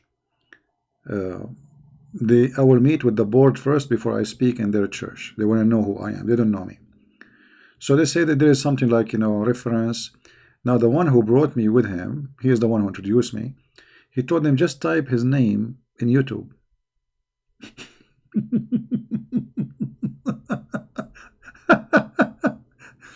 The bishop of the church, he starts screwing with his iPad. All of this videos is yours. All of those. And he is scrolling the screen, and the screen is running fast, you know. And all those videos is yours. I said, you see, so nothing, you know. You can keep going until tomorrow, maybe next year, you know. Yeah, that was a very interesting meeting. Supposedly, I will speak for a half hour with them and 15 minutes. I think they told me the guy who brought me, he said they will give you 15-20 minute maximum. They are busy people, you know, and you have to explain what do you do. So use it in the best way to convince them. So we went there for like 20 minutes, 15 minutes, whatever. And then we left, I think it was almost 11 something, middle of the night, which means from afternoon all the way to the middle of the night. That's it. They want to go, you know. Tea is coming, drink is coming, coffee is coming. Those guys, they don't want to go, you know. And the guy, he insists, he told me they will not give you more than 15 minutes. They were serious, you know. So you better use it in full. The guy who brought me, he said, I have to go. I can't stay here. You know, he said, okay, this is already 2 or 3 hours, you know. I have a family. He said, but I don't know now who is going to pick you up. I mean, take you back where you came from. They told him, don't worry, we will give him a ride, wherever he is. Yeah. So it was like supposedly for some few minutes to talk.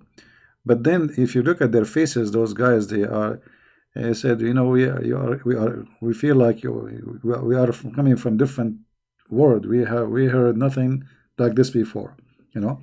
So anyway, and then they gave me not only the stage, they invited me. They have a big, huge festival for the church, where they have a big stadium.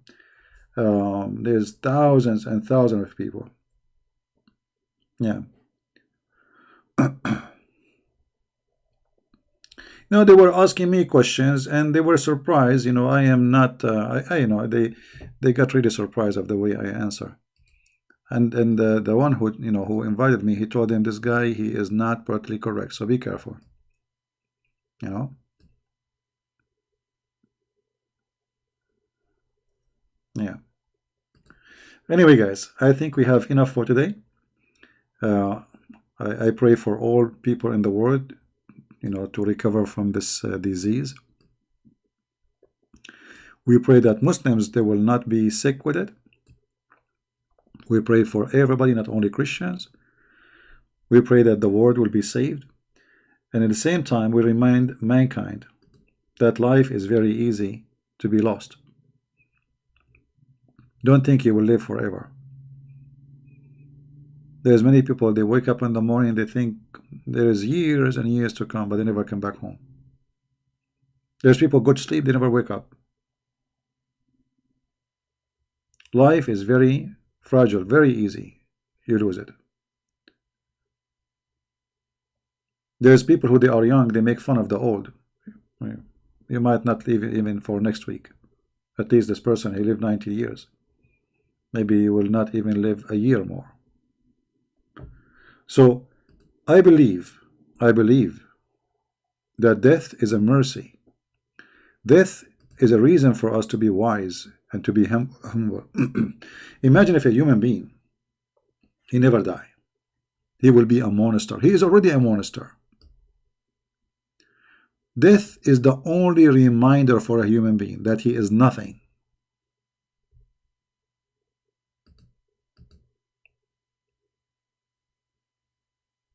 You see, human being, and actually I advise you from time to time to visit a graveyard, because that will make you wake up, will make you go back to the truth.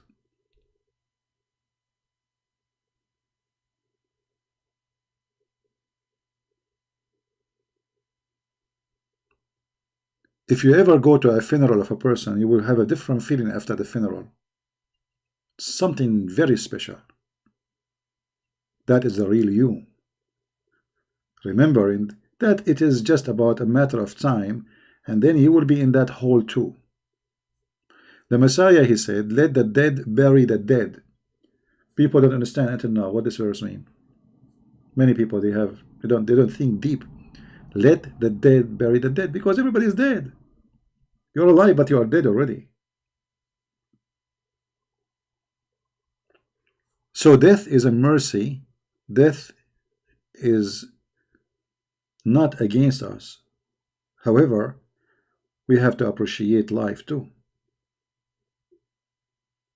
And in order to reach to the point of death where you believe death is mercy for you, good for you, not bad, for you are a believer, you believe that you have an afterlife, In order to reach that point, you have to appreciate what the Lord He gave you. For what is given to you now is going to be taken from you later. And either is going to be taken from you and given to you back, and you live even better life, or you will be sent to where you deserve to go.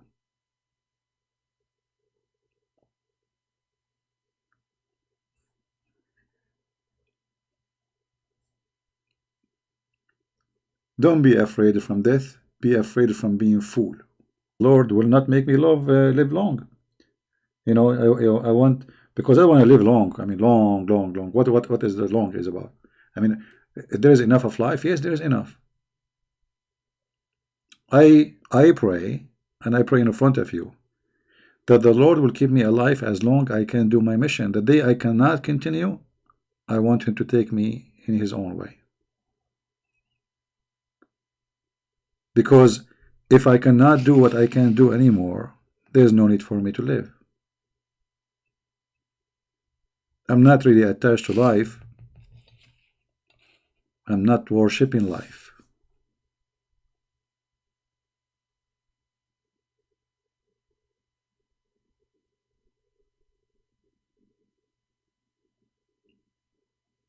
It's like, you know, a tree still standing, but there is nothing. There is no leaves. There is no fruit. There is nothing. What's the point of me being standing there?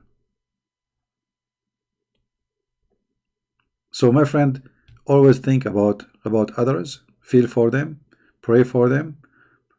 Pray for your country. Pray for even those who hate us. Be Christian. Remember not to fall into the hate game, the Satan game of hate. Pray for the Muslims. They are suffering badly now from coronavirus all over their countries. Pray for the Chinese. Pray for the Hindus. Pray for the Buddha. Pray for the atheists. Pray for the world. Because prayer at the end, when you pray to others, it is for your benefit. You will stay a better, healthy, at least in your mind. It releases all the bad things from your heart, your anger. Imagine praying for your enemy. That's what Jesus said.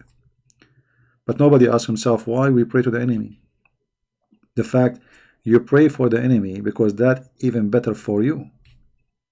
You live better. You don't sleep with your anger. Even scientifically, that those who have a lot of anger, stress, you know, because anger brings a lot of stress. Hatred not only brings you stress, can drive you crazy. When you release yourself from the anger and the hatred, you are really, really healthy. You sleep well, you eat happy, you live happy, because you are free. You know, hatred and anger and revenge is like a slavery. Somebody is holding you from your neck, controlling you. You do this because you want to take revenge. We want to take, you know, we have to do this. We have Allahu Akbar, you know, because this is how Satan, he control you. He make you a tool in his hands. You are not even the same person anymore. Hatred is destruction, and love is a solution. This is why if you go to villages, like when I went to some, like, you know, countrysides in Asia, as an example, the Philippines, I found people are very poor. But I mean, look at them. They have nothing really.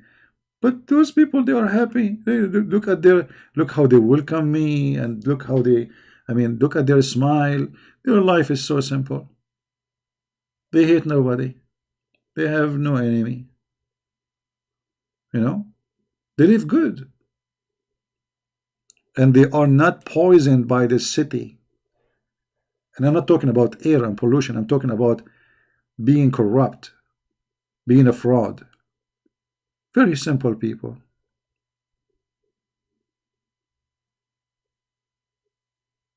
Their bed is from wood.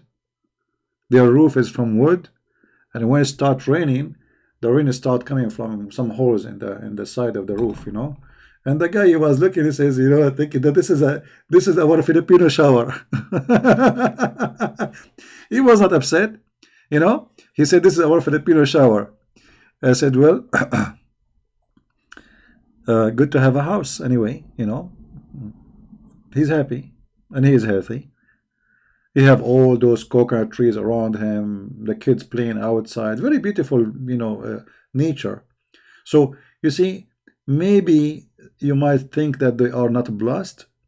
They've been taken many, they don't have anything, they don't have electricity. But God knows what will happen to them if the electricity enter to their house. Very simple life. They eat from the trees around them. They have a caribou, like a cow. They plant better than those who live in the city. You go to the big cities in the Philippines. I mean, what kind of life? People rent little tiny room, and then they work the whole month to pay the rent for this room. Go and live in a village. At least you live healthy, you die healthy. Why everybody is dying to go to a city? Because a human being became like a mosquito, attracted to the fire. The fire have a light, so the mosquito go inside the fire, think that this is light. This is not light. You spend your life working like crazy, and you accomplish nothing in those cities. And then because life is tough in those cities, the cities will drive you to a corruption, because your money you make is not enough. You want more. In order to live better as you want, you have to make more money. In order to make more money, it doesn't come easy. It doesn't come like just by doing a job. Yeah, I live too slow, so what? I mean, if a fast life is better. You just remind me. We mentioned this before, actually. There is actually this is an article, I saw it in the internet, a story. I don't know if it's true or not, but anyway. But it's a very good story. There was a guy, a businessman. He was going to Mexico. In the beach. There's a village next to it. So anyway, he go to the coffee, like in the beach. He find a bunch of fishermen. He start conversation with them. One of them.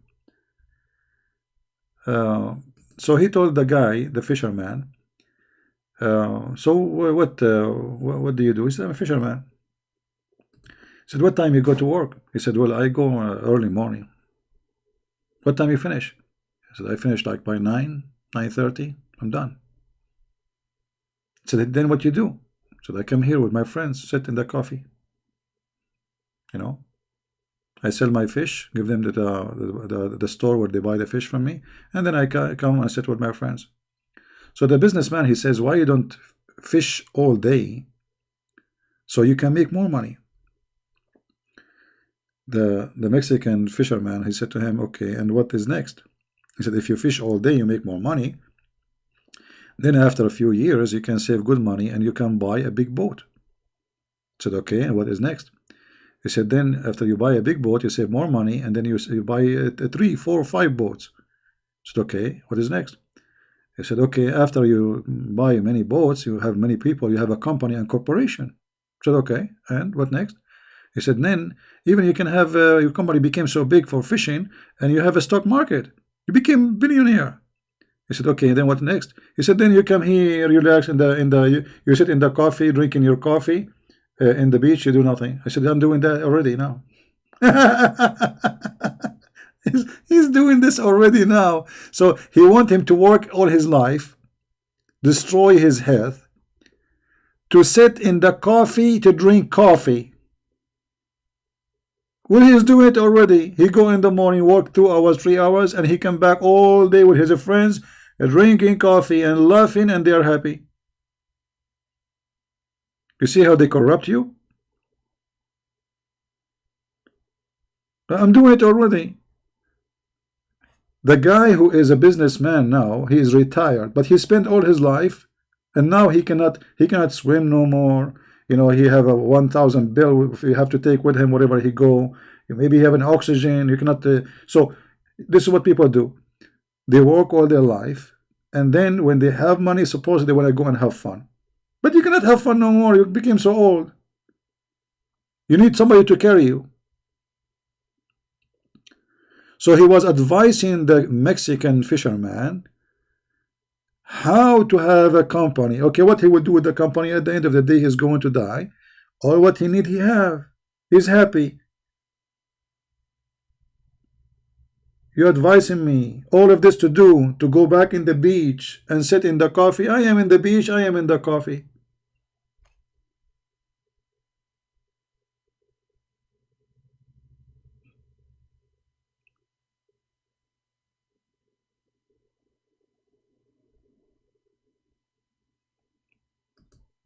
This is why really I admire poor people who, you know, live in those villages, because they were not seduced and tempted by the city.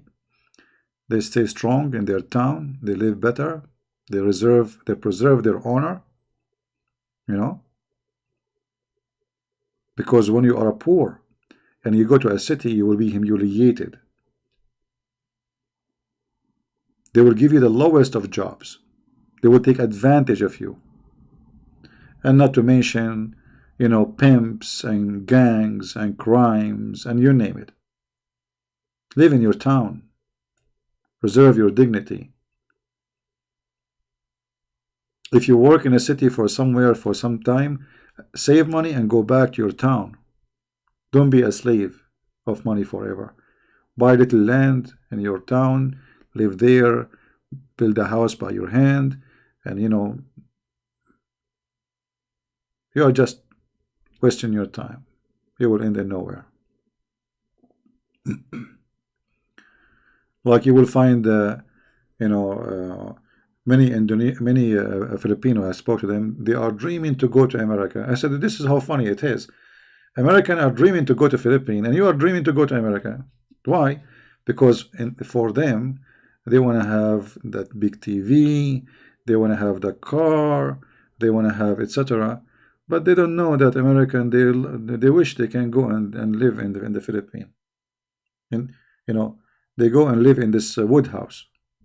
Actually, there's many American, they have wooden houses in the Philippines. They have literally wooden houses like villagers. Human being, my friend, never go satisfied. You will find an Asian people taking whitening, they want to be white. You will find the white one, he sat in the sun, he want to be dark. I mean, what's wrong with people? Because nobody is satisfied. The white want to be darker, the darker want to be whiter.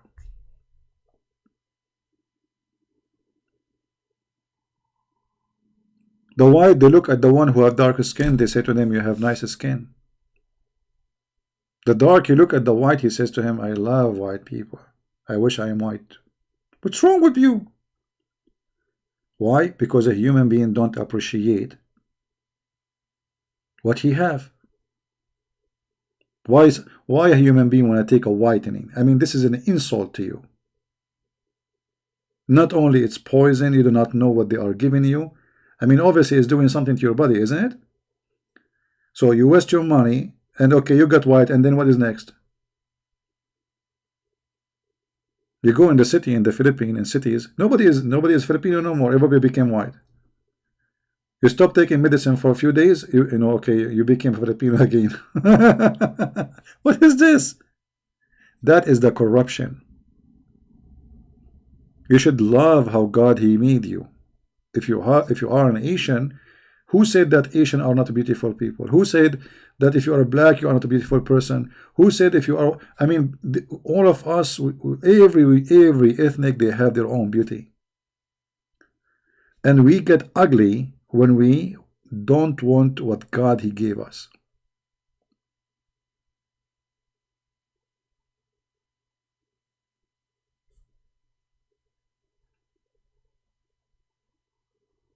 You see European, they sit in the sun for like 6 hours, 7 hours until they become like a chicken coming from the barbecue. Why? Because they are not happy with their skin color. Okay, so what we will do now? We will get darker. And what we will do? We sit in the sun for 10 hours. And then we get cancer.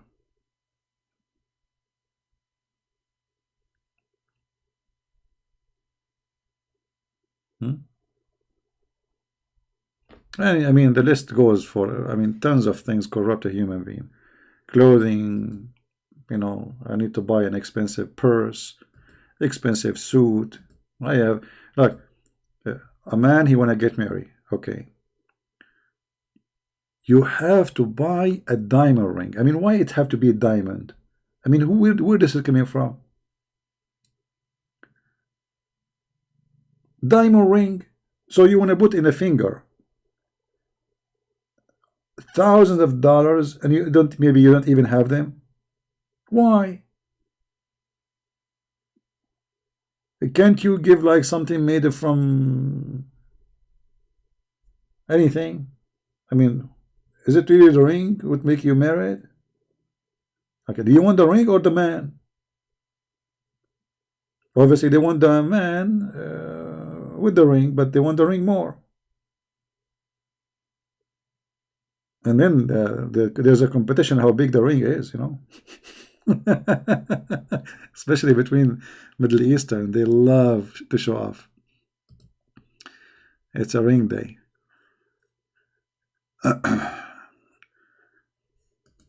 Well, if I get married, if ever I get married, I might give her, let me see, I will go to Walmart. I will buy maybe a ring like for $5, you know, and after a few weeks, it get rusty, she will throw it away. And then she will have no ring. Bingo. Why she have to have a ring anyway? So she can hit me in my face, give me a box, and leave a ring mark? Hello? Yeah, anyway, you know, just be simple. Life is good. Be happy. Those things, they are not important. And actually, if you wear them, they can cause you to be killed. You know, a criminal, he see you wearing such a ring, he might cut your hand to take it. You know, if you don't have them, nobody will attack you. Nobody will think about coming to your house. Having those rings is an invitation for criminals. You know, when I was away abroad, a bunch of teenagers, they broke into my house, and I think they wanted to leave the nation, but they did not.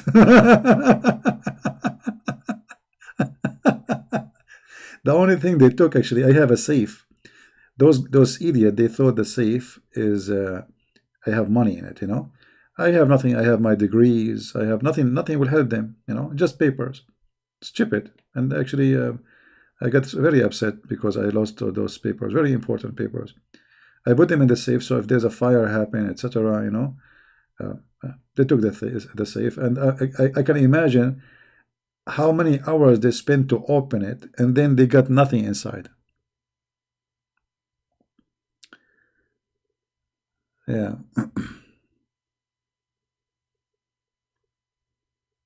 No, you can buy a ring, like a gold ring, you know, for like $100. That's enough, you know. It's just a simple thing. But there is some people, they live for fashion and they live for expensive stuff. This is how their life. And when they will die, and whatever you have, they will take it from you. You will not take your ring with you, trust me. How I know they are teens? Well, they told me actually, because there was a neighbor, he saw them when they broke from the window, and then by the time the police came, they run away, you know. Yeah, they are like young, not yeah.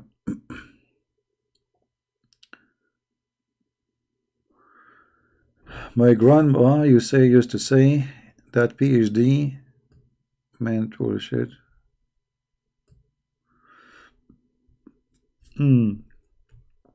Well, it's you know, having an education degree is good anyway because it opens doors for you, but doesn't mean you have education. You see, your degree is required for certain jobs, right?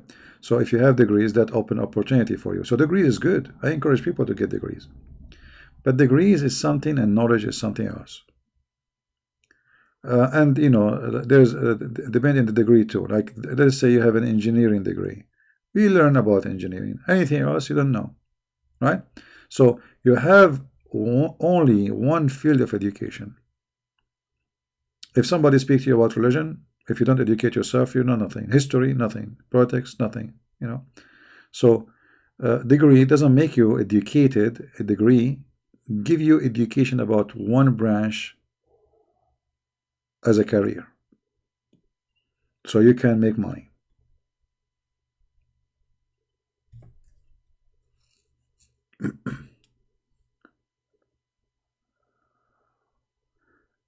Yeah, yeah. A degree doesn't make you smart for sure. I mean, degree is a degree.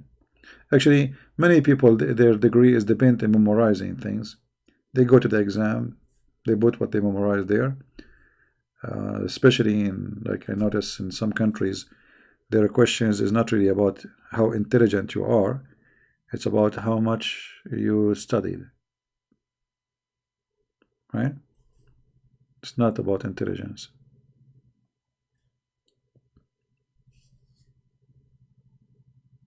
But always I encourage people to earn knowledge, to earn degree, because degree can open doors for you, can get a good job, you know. If you have no degree, then you will work what? You will do the handy jobs. Now handy jobs can, like if you live in America, actually you make a lot of money. If you are a plumber, man, you make money like a doctor or an electrician. So there is many jobs actually. They can give you very good income and give you a respectable life, So you have to find, you have to get into what you think is good for you, something you like. Do what you do. If you want to do a job, try to get a job, especially if you are young listening. If you are like in your 18, 17, try to learn a career which you like. Because remember, you will spend your life working in this career for the rest of your life. So if you like electricity, well, learn how to be an electrician. Like plumbing, okay, air conditioning. Actually, those kind of business, they are very good. You know, not necessarily having a bachelor degree will make you earn a good money. Not necessarily. A plumber can make way more than a person with master degree. You know, I have my master degree. What my master degree to me? Nothing. Zero. Anyway, I think it's time for us to go. I want to say thank you guys for being here. Watch around for Corona. When you go outside, you shake hands with people, etc. Don't kiss, don't hug. Wash your hands before ever you touch your mouth. Don't make a mistake like you go in the mall, you hit the bump for the elevator. God knows how many people touch it, who is sick, who is not, because things is going out of hand. And I believe strongly that the numbers they are showing us in the news are far away from the truth. Always government, they try their best to control the panic so people will not go crazy, and they give you the lowest numbers they can, because that can affect, imagine if things really go out of hand. Stock market can collapse, banks can close, crimes can increase, things can go crazy. Towns will be empty, streets, nobody is there. So things can go really bad. And maybe it's a good opportunity to buy and save some food in case something wrong, crazy happen. You never know. Because obviously until now they have no idea how to stop this virus. Nobody knows. Not even in America. Like look at those stupid administration. They brought all those Americans who used to be in the cruise ship, and supposedly they put them for 14 days isolated to be sure they are not sick. And then later they discover that this disease, this illness, this virus, can stay and without any symptoms for 27, 28 days. You believe it? And not only that, those who received them in the airport, they were wearing no gloves, no mask, nothing, You believe it? This is America. I mean, people are dying from this disease and they knew they are sick. They knew, like some of them, they are sick, and yet they did not wear gloves, they did not put masks, they did not take any extra what you can say, crazy, very crazy. Yeah, it might go out of hand. You never know. I mean, obviously, don't you see Obviously, there's something very bad happening. And obviously, behind doors, they don't know what to do. Because all medicine they have is not working. Look like it, that it is your body who decide if you will die or you will live. If you have a good immune system, you survive. If not, you die. Obviously, their medicine is not functioning. You know? Yeah.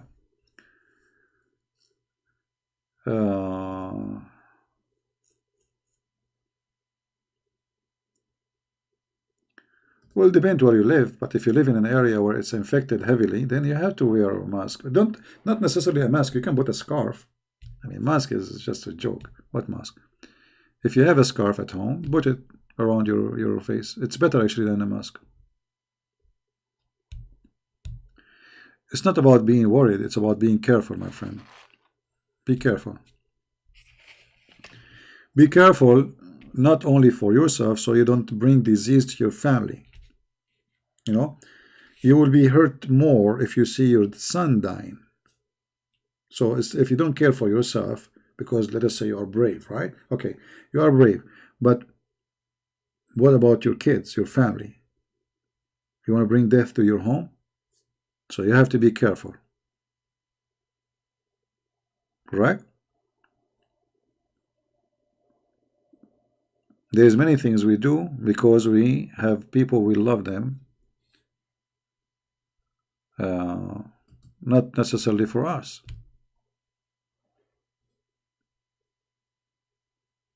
For the sake of people you love, you have to be careful. Good? Alright guys, thank you very much for being here. May the Lord bless you all.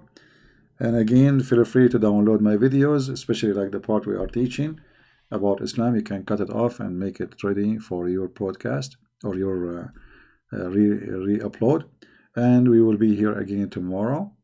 And until then, if the Lord wants us to be here tomorrow, until then, I say and I pray for all of you to stay in good health and wealth.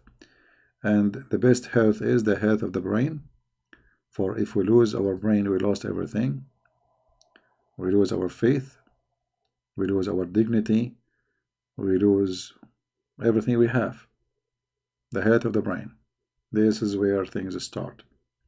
People commit crimes because their brain is functioning in wrong way. Hatred, illness, everything is connected to the brain. And there's many people, they are really ill, but they don't know. Because their brain convinced them that they are healthy. But in fact, they are ill. So we pray that the Lord, He provide us, He protect us, He protect Muslims, Hindus, Buddhas, Jews, atheists, everybody. He provide to them so they might choose before they die to believe in Him, and they will be saved. We pray for countries, they are suffering from this disease like China and all other countries like Iran. People there, they are in chaos and things is getting really ugly. And we pray that we will not have what they have to. And with this we say Amen. Thank you and God bless. Take care.